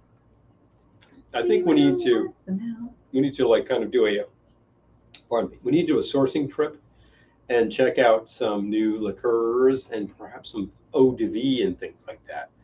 I was thinking about peach flavor and saying like a peach eau de vie would be interesting because it's just all about concentrated flavor. It's just distilled essence of, it's more of a brandy than anything else. It's not to do a sweetened thing. A sourcing trip. Yep. I'm just forming this idea as I speak, so it's not fully fleshed out, but we need to do a sourcing trip where we can drive around the country and Canada and anywhere else we can drive without driving into water. Yes, don't do that. And get ingredients and make drinks and make videos about it. Make a boatload of money. I'm into all of those things. And I love this idea. I like the idea, I love this idea. And we have a command. Make a pit stop. Oh, make a pit stop in Gettysburg. Hey. All right. Malort is not a drink, just saying. Yeah. No, it is definitely not. It's not really a drink like that. I find that it's I finished my potential. thingy. I'm gonna go grab a beer. Yep. Are all the beers in there? Possibly. You want to grab me a beer? Okay. Any particular thing you were interested in? The ingredients scavenger hunt. I love that. Hello. Oh my gosh, can you imagine? All right. You know what I like. I do. I'm gonna get rid of some stuff. Here, you can take that, please. Could you get rid of that? Remove that. Okay. Oh my gosh. Best idea. A scavenger hunt that's the entire 48 contiguous. Whoa. Although we could add Alaska if we put Canada in there too. You get to Alaska. And I mean, Hawaii, please. If I could get to Hawaii, I'm all about doing that. But a scavenger hunt that sends us all over the country looking for things to make drinks with. This is just kind of like my perfect life. And people do this and get paid. So if you're someone who would like to pay us to do that, please. Yeah. Anyway, that would be fun. Good night, Peter. Have fun. Oh, Peter, we haven't seen you for a while. We gotta set something up. Beer is a drink. I agree. No, beer is a drink. That's a good couple of quotes. Amy, Malort is not a drink. Amy, beer is a drink. Beer is a drink. I like those two quotes together. I'm not going for a third cocktail because I want to be convivial. Like able to remain standing. I want to be convivial. I don't want to be hammered. Yep. So that's the thing. Here we go. There's no reason for like repeated cocktails when we've already had two of the good. And this is my second. In your retro RV with built-in bar, Julie. It's like you're in my brain. Singing my song there, Julie. It's like you're in my brain. But definitely. There you go. It's on my vision board. It's on the vision board. But definitely. Well, I'm still enjoying. I like how you put that into a cocktail glass. Oh, what you got there? I do. It's like, what is that? It's a beer. A beer. No, it's a cocktail. We don't have beer. No, I guess it's a cocktail. What do you have? We have tequila. What's it like? It's like beer. It's like beer. Has anyone seen Three Amigos? Three Amigos. Just quoting. What's tequila? It's like beer. It's like beer. They have ingredients in common. That's all I have to say about that. So. Water. Yeah, I think that's about the major ingredient they have in common. Water. You know, residual sugars. You know. How much wine did Glendora consume during Ohana? A great deal. More than a little. A great deal. And more to the point, how much wine did the participants consume? Answer, all of it. A great deal. Much? What is that measurement?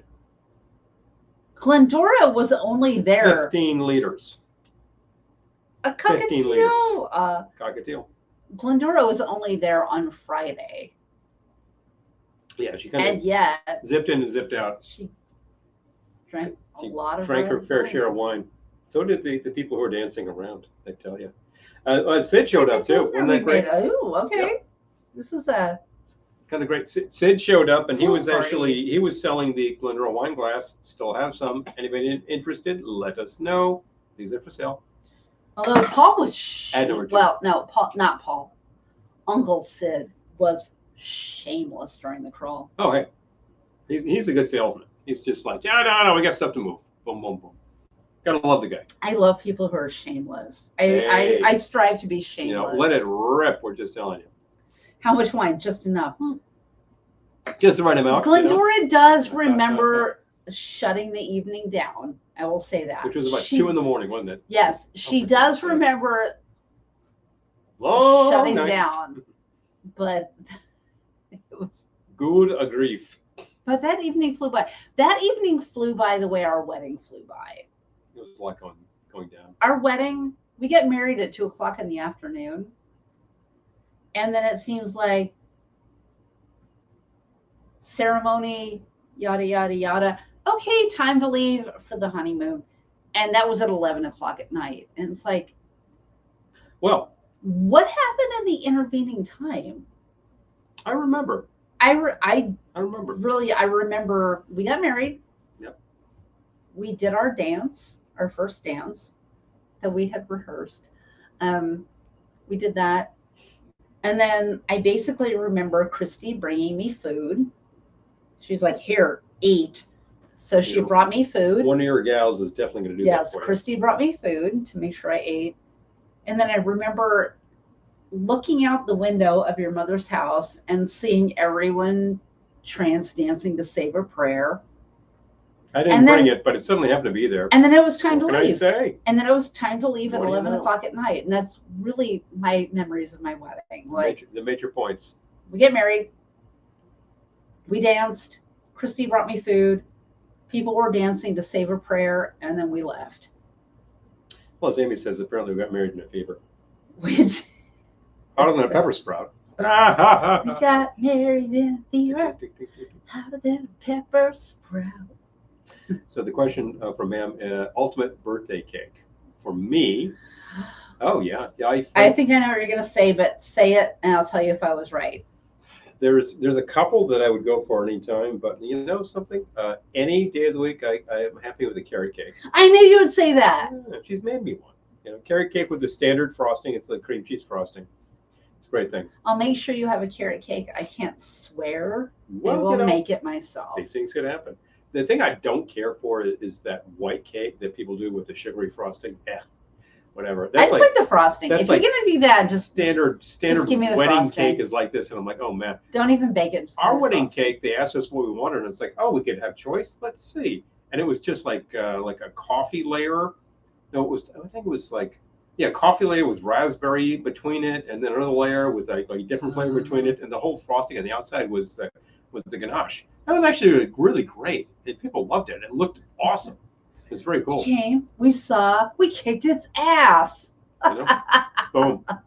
What's that line from I Believe They Live? I have come here to chew some bubblegum and kick some ass. No, I'm just thinking of Ghostbusters. And I'm all out of bubblegum. I'm thinking Roddy Copper. So, pretty fun picture. Oh my gosh. Great, but Gettysburg Ma'am, you just reminded me of a funny story. It's not going to be funny in the retelling, but it charmed me. So I was in our supermarket the other day. Just please talk amongst yourselves. And talk amongst yourselves, Paul says. I got a blow. He just literally said, I got a blow. I'm in the dairy section of our supermarket, and there's just like overwhelming smell of chocolate and baking. And it was pleasant, but nobody talks to each other in our supermarket unless you see someone you know. You do not make eye contact. And this woman just looked at me and she's like, "It smells like someone's baking a cake in here." I was like, "Yeah, it does." Yeah, it was.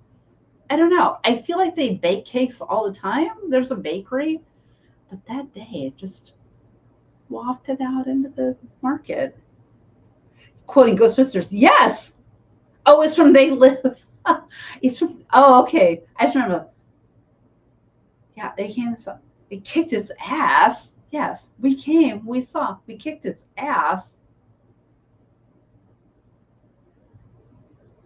Supermarket cake. I know.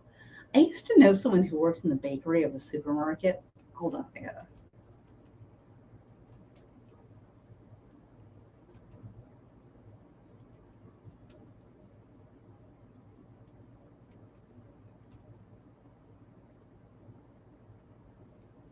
Oh, yeah. Okay, I am right. This is Ghostbusters. I'm not crazy. We came, we saw, we kicked its ass.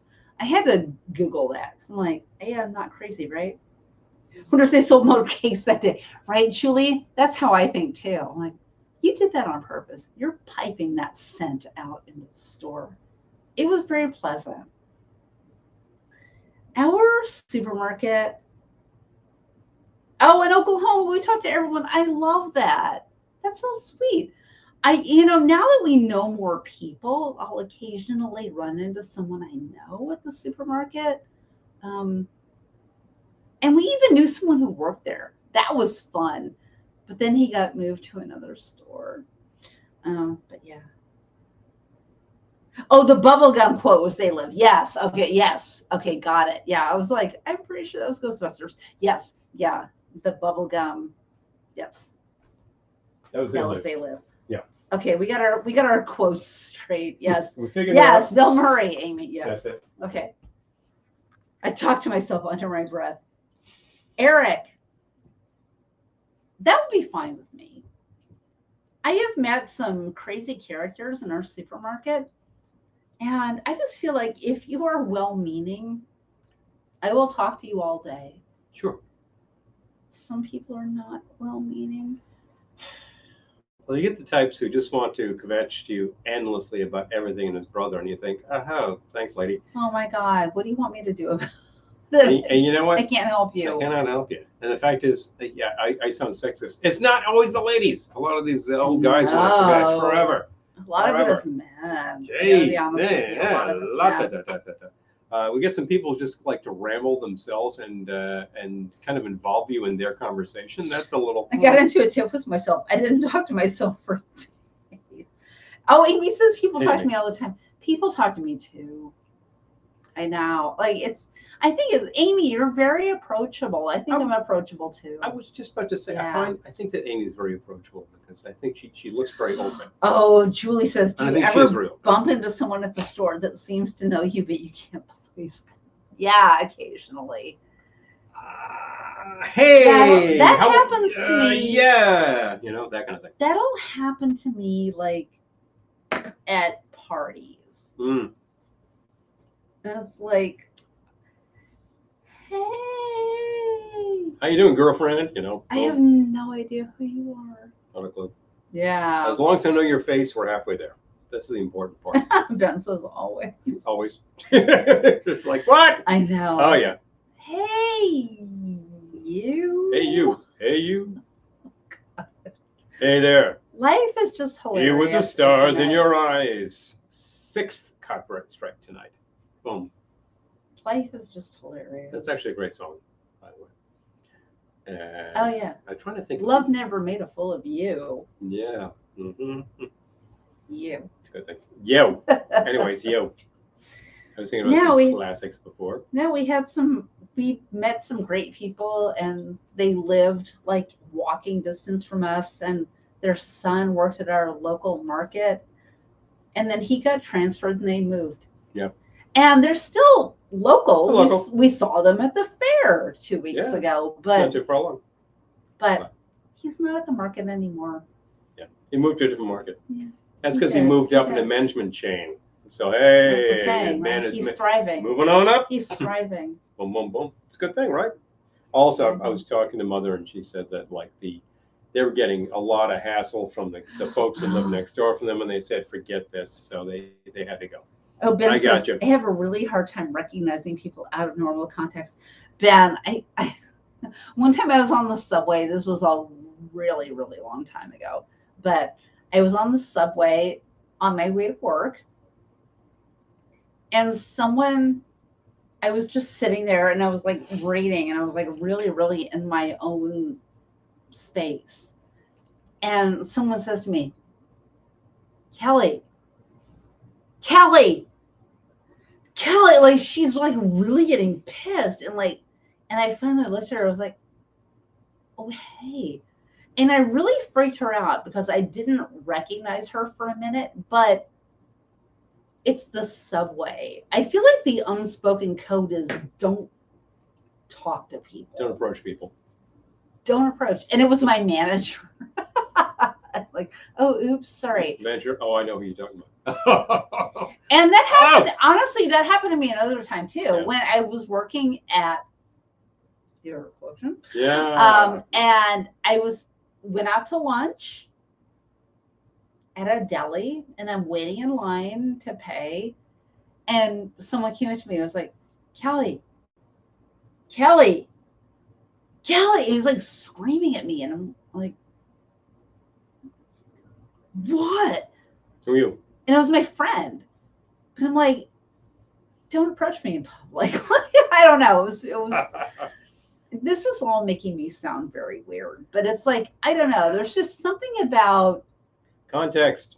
Living in New York and context. And it's like we're only one degree. We all make a sort of social agreement to not approach each other in certain situations. I don't know. It was weird. Well, look, we're only 2 degrees. Don't yell my name in the subway. We're only 2 degrees removed from like being this high, and you see your 3rd grade teacher in the supermarket, and you're like, huh? It's just like I'm not used to seeing him or her outside of school. It doesn't make any sense. So like honestly, on the subway, you don't expect this. The city is full of like some 11 million people, more these days, like 20 million people. Amy, how the hell so you see the funny. same person twice? Someone I went to school with who I hadn't seen in decades recognized me and started talking to me at a rock show. Did you recognize them back? I'm so curious. Love to never made a fool of you. Full of you. Oh, Lisa, I love to talk to people too. That's the thing. Like I know I sound, from my own description, I know I sound very weird. Pretty antisocial, but I do. I love to talk to people. He's not. And honestly, this is gonna come out wrong, but the stranger your story, I all about hearing it. Like I'm available for your weird life story. But it's just something about people approach it. Like I just don't hear it. I don't hear it until you're like really piercing my brain. And then I'm like, oh, hey. Hello. Yeah, I'm not trying to be rude. It's like I really don't take it in until you are like pounding my brain. I admit to having a truly terrible memory. I always bump into people at the arena. Yeah. Exactly, Daniel. Yeah. Like, yeah. See, you're, yeah. I admit to having a truly terrible memory for names until I've actually known your name like 14 times. It really needs to hit me. But I will never forget a face. I always know when I've seen somebody, and it bugs me when I don't get the context. And I'm like, wait a minute. I know you. And like I always do this with movies where I'll see somebody and say, we know that person much older. And I'm like, it bugs me until I get it, and then I'll say that person. Yeah. She's like, really? And then she's like, oh, you're damn. Yeah, you're right. Yeah. I recognize those features. That's the thing. So I think like after some prompting. The visual is very important. Names are random. See, I feel like with me, I know people have renamed themselves because they hated the name. Name is just a big nothing. Although your name is your name, and I don't want to forget it. I don't want to be rude. I am making myself sound like a big a-hole, and I love talking to people. You're not. And it's like, I really don't care what you want to talk about. Like, if you want to talk about something crazy, I want to hear it. I'm a writer. You need material. The crazier the thing you want to talk about, the more I want to hear you talk about it. It's more like when someone recognizes me and I'm like in a situation like waiting in line somewhere or like on the subway. I don't know, like I have some sort of armor where I can't be pierced until you're like screaming at me. It's like, oh, hey, what's up? Yeah. These things happen. I just made myself sound like the biggest asshole in the world. You're not. I did. No, I did. But you don't need to say that on the air. Come on. I know. But I'm. You're sounding. I know that you think you're sounding very antisocial, but listen, we were on the subway on Monday, right? Traveling downtown. Yes. And we're standing like, sort of like the opening of the subway. Yeah. And I'm just like, every time the door opens, I'm standing back like this. Some woman gets off and she's all pissed off about the fact that people in the doorway. She just like hits me like 12 times and takes off. I'm like, what the hell, lady? People are psychotic on the subway. You don't need to engage with anybody. I'm glad she didn't have a knife. Yeah, I'm glad she didn't have a syringe. I mean, this is the thing. This is the gross stuff that happens on the subway. Don't talk to people. This is very important. Okay, Errol says, heard a psychologist say it's not uncommon to not remember names even a couple of minutes after a meeting due to sensory overload. That's the thing. Like, I think I'm very susceptible to sensory overload. No, you really are. I think you're much more sensitive than the average person. And even it's too much. And it's just like boom, boom, boom, boom, boom. What's the most important thing? What's happening here? What are the features of the face? I got to leave the room. I'll remember this. Yeah. I'm not going to remember your name, which is actually a secondary thing. Your parents gave you that. What does that mean? There have been times when we're leaving something and I'm like, I'm just going to go wait in the car. And it's like, I can't take anymore. Yeah. I literally cannot take anymore. Abdominal aphasia. I think this is a very important thing. Ben, thank you for naming that, Ben. Thank you for that. I'm going to screenshot Ben's comment. That's a good thing. The important thing, because, like, I think, it's all fun and games, but I'm like, that makes sense. Yeah. Yeah. Yes, Ben. Basics. Exactly. Basics. Yeah. You know, communication stuff. And I think what's very important here. But then I like feel so terrible because I'm like, oh my God, was I rude? Was I mean? I'm like, I literally was breaking down. So you just these things. And pardon me, I think I feel like I can't talk tonight. I've got a little digestive issue that's kicking me. You had a fever earlier. Earlier, like 1 in the morning. I feel fine. No, early today? No.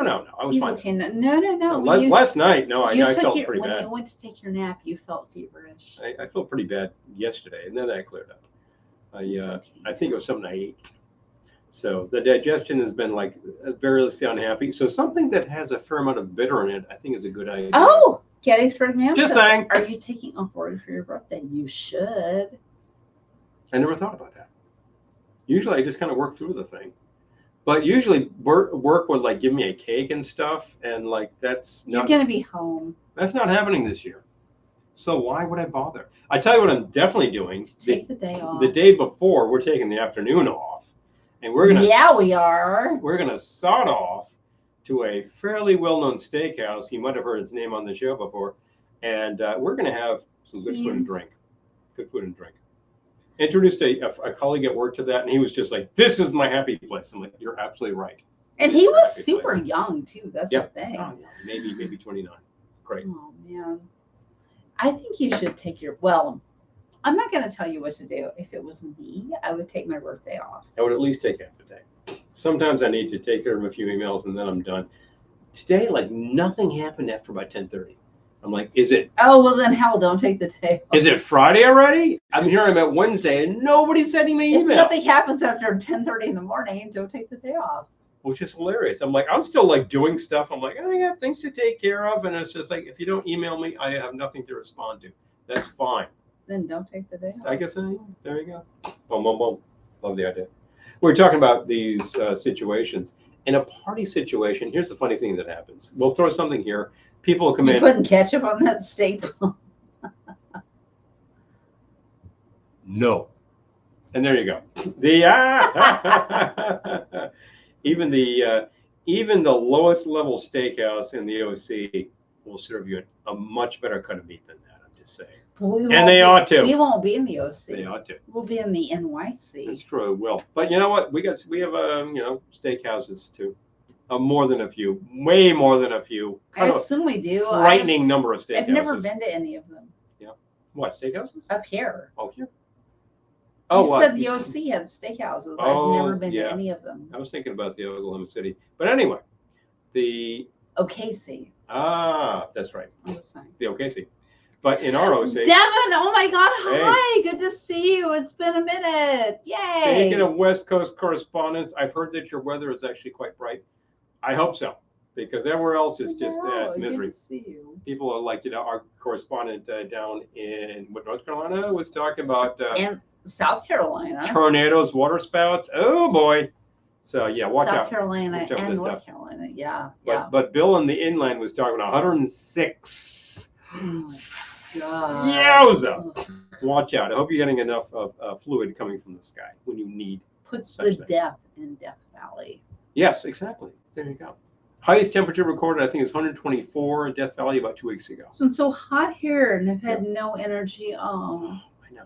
It's been. It has been. It takes it right out of you. It has been enervating here. It does take it right out of you. I get home after a day in the big city, I'm like, I'm kind of done. Although today we went for a walk, and I wore a sweater. It's slightly chilly out there. It's not going to last. It's not going to last, but there you go. We have some tornadoes west of here yesterday. Oh, baby. Yeah, no. These things, crazy. They're coming up. Crazy. They're coming up. Crazy. Anyway, we've been talking about this aspect of sensory overload, and I think like in a party situation, we host people here. They come in, how are you doing? They hand me a bottle, and next thing you know, they're gone, and I'm like, Who was that? And what is this? And I opened these things up later. I'm like, I have no idea. It's like I need to ask people. I know. I need to like say, boom, it's like boom. you need a party assistant. Yeah, who's gonna like put a sticker on the thing and say that was like Fred and Wilma, and boom. That's why when and then That's why when we go to a party now and we take a bottle, I'm like, we sort of put a little tag like put a name on it. Paula Kelly, because it's appreciated. No, I know they do, but it's like you get in the midst of all of that, moment. And there's too you much don't know who brought what. So I think people appreciate that. I'd rather know who to thank, because people are very generous. I would like to be able to know who to thank, and that's the thing. It's very important. So the situation where like I can't remember names, I can't remember details. It's just like I would like to. I kind of need to take notes at the time and be able to like call it up and be able to say, okay, we're good. Yep. Bizarrely, I feel like we remember differently. Like you will point things out to me, and I'll be like, "Oh my God, what? What happened?" And I think like, I vaguely remember that, but yeah, it's not. Yeah, it's like very vague for me, and then I'll remember things he has no clue. So it's it's so interesting. The human mind is very interesting. I'll just say that. That effect. The human mind is fascinating. It's we remember different things very differently. Different times. And maybe between the two of us, we can create some sort of put it together collective memory. And there you have the whole. I don't know. That's how truth comes out. Oh, now it's your guests. Piping aboard. Boom. Yeah, it's like Laverne and Shirley piping aboard with the guests. I really need to simply purchase a bosun's whistle so I can do that, We have to get to the summer, Devin's saying, in the secret fifth season. Oh, hell season. Oh, Devin. Oh. Man, that's the thing. Nobody thinks about Portland actually having some fantastically hot weather. Oh, it's the Northwest. It rains all the time. They drink a lot of coffee. They don't think about the fact that it could get wickedly hot. And, we get it too. They drink a lot of coffee. They do, because of the weather. But, like, the weather isn't always like that. That's the kicker. No. And here we're actually, people think you're sort of a mid-Atlantic state. It's like, well, you don't get the super hot, do you? We will get heat within New York State, particularly within the city, because all that blacktop, we'll get heat that feels like New Orleans. And people will say, no, it can't possibly be that hot. You don't know hot. You got to get down south. And I'm like, you got to check this out. I just remember when August, New York City. Whoa. My first we are there now. years in New York. We are there now, and it is brutal. My first few years in New York when I was living in Brooklyn, and just July and August were the worst because it was just hot and disgusting. And sticky. I was auditioning, but I was also temping, just trying to make money. Make a buck. And make a buck. So I would have these like crazy jobs, and it was just, the weather was gross, and no fun, no good. It was no fun, no good. No fun, no good. Frankly, it's still no fun, no good. But No, I was in the city the other day, and it was fun and good. Oh, well, that's and it was August. True. And we went to Balloon Story, and we went to Arturo's, and we were with that was friends. kind of great. That was amazing. I had a good coaching. Truth. It kind of rocked. It kind of rocked, but it's a great day. Yeah, it was a great day. You're absolutely right. But so Balloon Story. Balloon Story is happening right now. It's actually at the Armory, and it is a massive Park Avenue Armory. Massive balloons. It's literally like probably 1 million balloons twisted. It was like and 700,000. I read. Yeah, that's 750,000 balloons. Wow, this is like the thing. Yeah. Balloon Story it's this whole exhibit. You go inside. Go inside the Armory. Okay. And you drop the link. It's crazy. You go in and you got this. You're greeted with this huge eagle, and then you go in and made out of balloons. And you walk in, and then suddenly there's a room full of like the Arctic, and the room full of summer stuff, and the room full of space stuff. I'm going to This was read crazy. their description. Yeah. A whimsical journey through a balloon wonderland.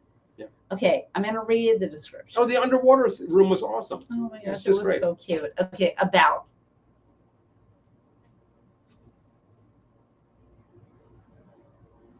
There were, okay. Bettina was telling me like a whole story about it. Okay, I guess some balloon artists. Okay, I'm going to read this. With over 30,000 attendants in July and rave reviews, Balloon Story is a must-see step into a world of wonder at NYC's iconic Armory building, now a playful dreamland of epic inflatable balloon art. Experience larger-than-life sculptures, interactive exhibits, and unforgettable joy for the whole family. Discover the magic today. Okay, so our friend who works there was telling me that some balloon artists in Tel Aviv created this balloon experience, and they brought it to different cities and whatever. And I think they will be taking it on tour, but it's literally just balloon art, and they make balloon cities and balloon space and balloon under the sea.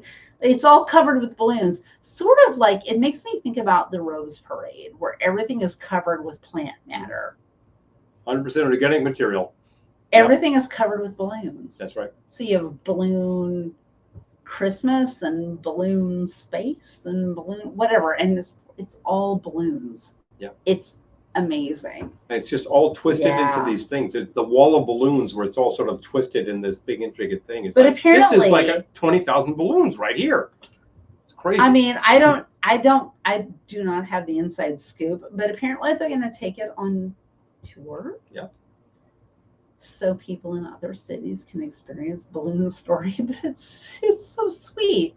It's just like a balloon, whatever. Well, you walk into the room that's the undersea room, and it's a little hallucinatory because you've got these jellyfish above you that are lit. Yeah. And you've got like the balloon jellyfish, the orcas, and you've got the penguins, and you've got the turtles and all this. It's just wow. It's so nice. Kelp rising up from you. And then like when you go into the international really wing, it's like Balloon London and Balloon Paris. And of course, like since the Olympics are on, so it's like Balloon Paris is the closest I will get to Paris, actual Paris. This week. So there we go. Okay.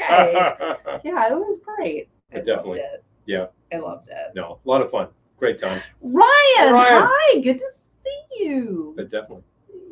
So yeah, we had a great time. Yeah, it was fantastic. Fun. We were glad to be invited. It's a cool little section of town, and a fantastic architecture. The Armory's been there since 1869. It's this huge, very ornate. It was very sweet. Beaux-Arts style building. Oh, but very cool. It was so funny. We didn't do this, but there's like a sort of a beachy section, which there's an entire pool that's full of balls. It's sort of like a, what do you call it? Ball. So like a ballroom for the babies, Well, yeah, like you would put your kids in, like a ballroom. Yeah. But it was like a whole ocean kind of thingy, and people could go in it. So there were all these families and stuff in this like ball pool. It was very funny. They were not balloons. They were just plastic balls. Yes. They were very light. But then like the balloons had lights going through them. So it was like a waterfall into this weird ball. It was a hell of a lot of fun. Thing that you could go in. Everybody who jumped in, it just really sounded like flowing water. It was really hilarious. It did. And then this little kid jumped in, which apparently you were not supposed to do. Don't do that. But it sounded like she was jumping into water. It was very strange. Pretty amazing. Yeah. Balls kept like flying out. I kept kicking them back in. Like fun. There was a whole display where you could throw balls at the screen and score points. It was this kind of hilarious. I thought it's a great thing for kids, but as an adult, I enjoyed it thoroughly. I completely enjoyed it. And we've been to the camp. We've been We went to the county fair. We're kids at heart. Well, we enjoy these things. We do. Don't forget where you came from. Don't forget your sense of wonder about the world and the universe and all these fun things around you, all the living parts, because amazing things happen at all times. Yeah. And you got to be able to appreciate that. Just only me to ballroom. Exactly. Lisa saying, do you have another drink? Who, me? You have another drink? I do not. I'm still finishing this marvelous elixir. What are you having which next? I enjoy quite a bit. Well, I suppose you moved on to beer. I could do the same. I do. I did. Which is to say, it would be wise. Because at this moment of the night, I've had a couple of cocktails. It's the shank of the evening. Shank of the night. One of them was actually okay, and I probably wouldn't make it again. And this, of course, a Negroni made properly. I'd make that again. Way to go. Make that anytime. If I'm at your place, you make it according to canon. I don't have a problem. Oh. Here, I make them this way. Delicious mango whiskey sour. Mm. Oh, Ryan, do tell. Spill. Psst. Spill. Yep. Yep. What? Your can. Oh. Thank you. Take it away. I didn't realize he wanted to take my can away. Oh. Mango whiskey sour sounds incredible. Did you make it, or are you out? Are you out and about? Yeah, Balloon Story was so much fun. And happily, we went on a weekday because I could see how that would be crazy on a weekend. Insanity. Whoa. New York City. New York's Saturday. Something like that. By 2 p.m. Yeah, for families, Yeah, like I could see that being nuts. I mean, there's an admission. It's not like a free event, which is absolutely crazy in New York. No, yeah, but still, you pay your admission, you get in, do everything. Oh, it was super fun. Yeah, these kids would go nuts. They were going nuts the day we were there, and that was a Monday. Anyway, I think it runs till the middle of August. So if you're around New York area and you think, gee, that sounds like fun, check it out. Find the hours. Smoky Scotch, lemon and lime juice, splash of mango juice, and a bit of triple sec for sweetness. Ryan, that sounds amazing. And we were talking earlier about flavored scotch. See, I feel like that sounds good, but you did not flavor the scotch beforehand. You added flavors to it to make a mixed drink. Oh, Julie, yes. Okay. I think you would love it. Mm-hmm. Fantastical and whimsical are my five. Oh, it totally, was so totally up sweet. your alley. Yeah. Balloon Story. Like, you can follow them. Yeah.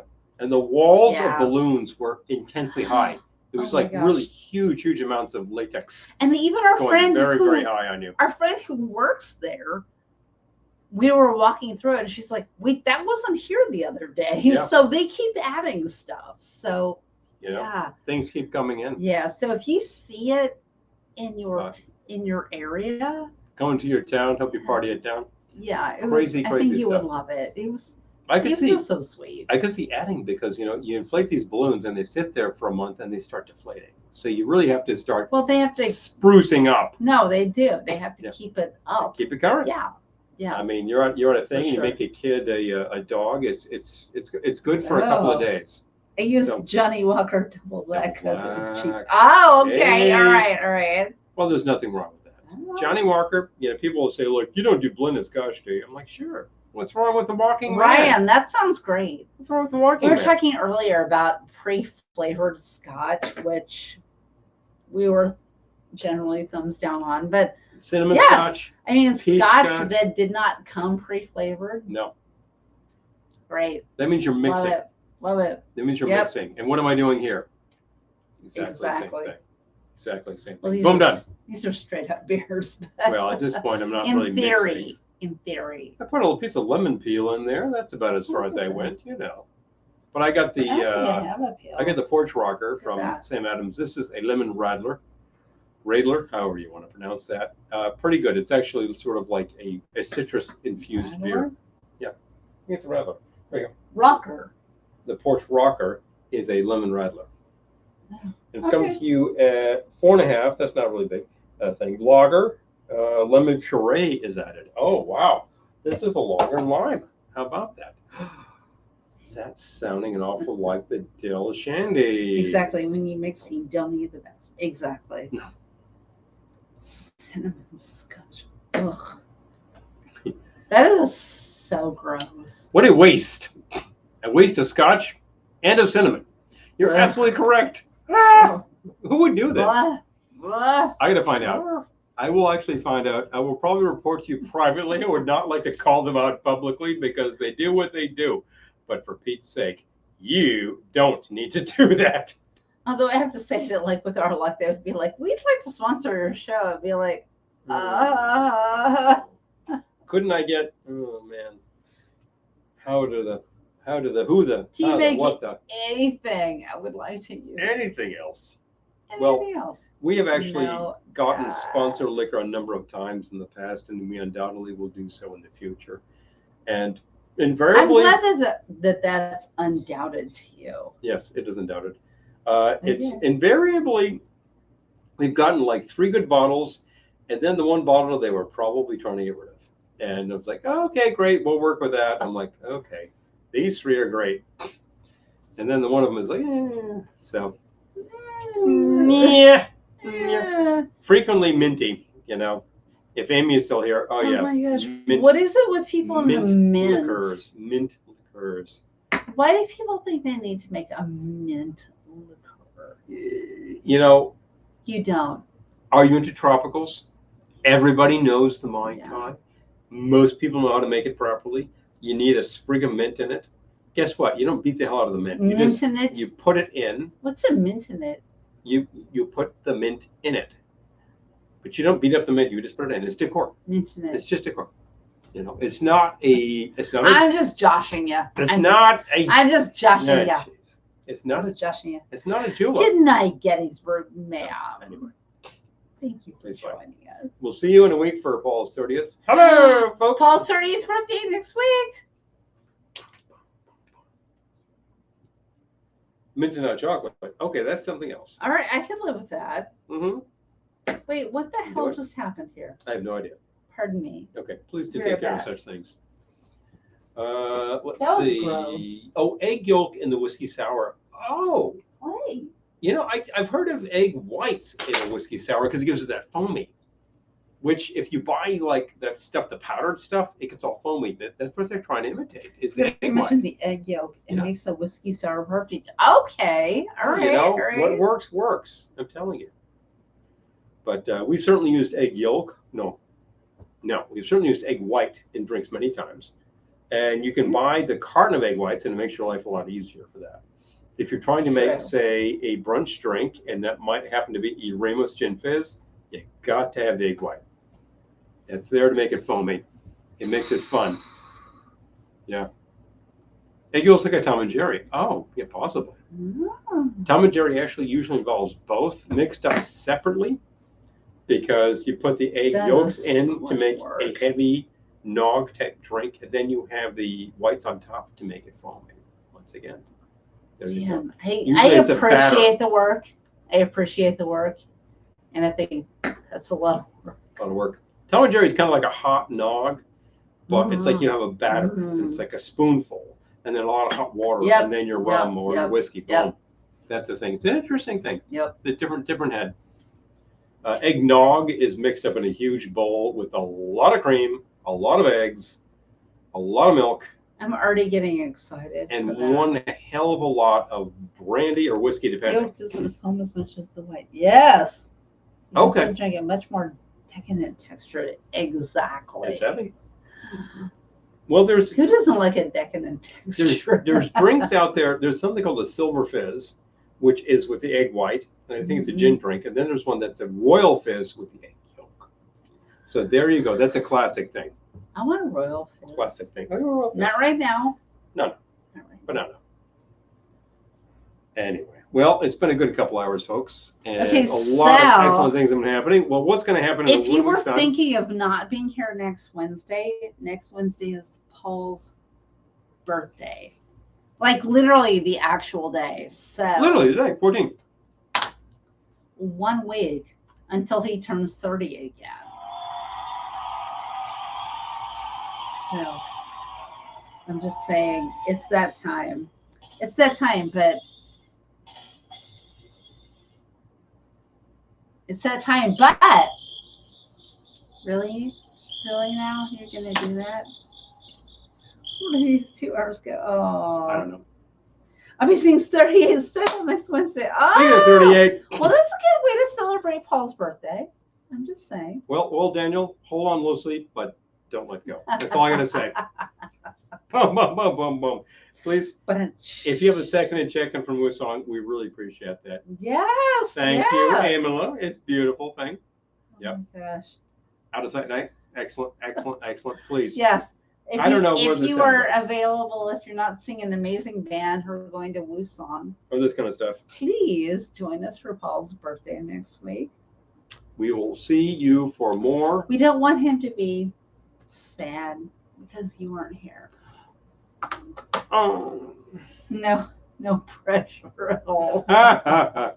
No. He'll be good. If you can't be here, we understand. We'll see you in a week after. It's not a big deal. For comfort food and comfort I know drinks. You'll send me a message, so that'll be fine. Comfort food and comfort drinks. Yeah, we're going to be a week after that, but definitely. Next week we'll have stuff. We'll have good things. Probably inspired by our previous day at Steakhouse, having like a lot of. Oh, I'm already thinking about this. Like, it's gonna be hilarious. Okay, all right.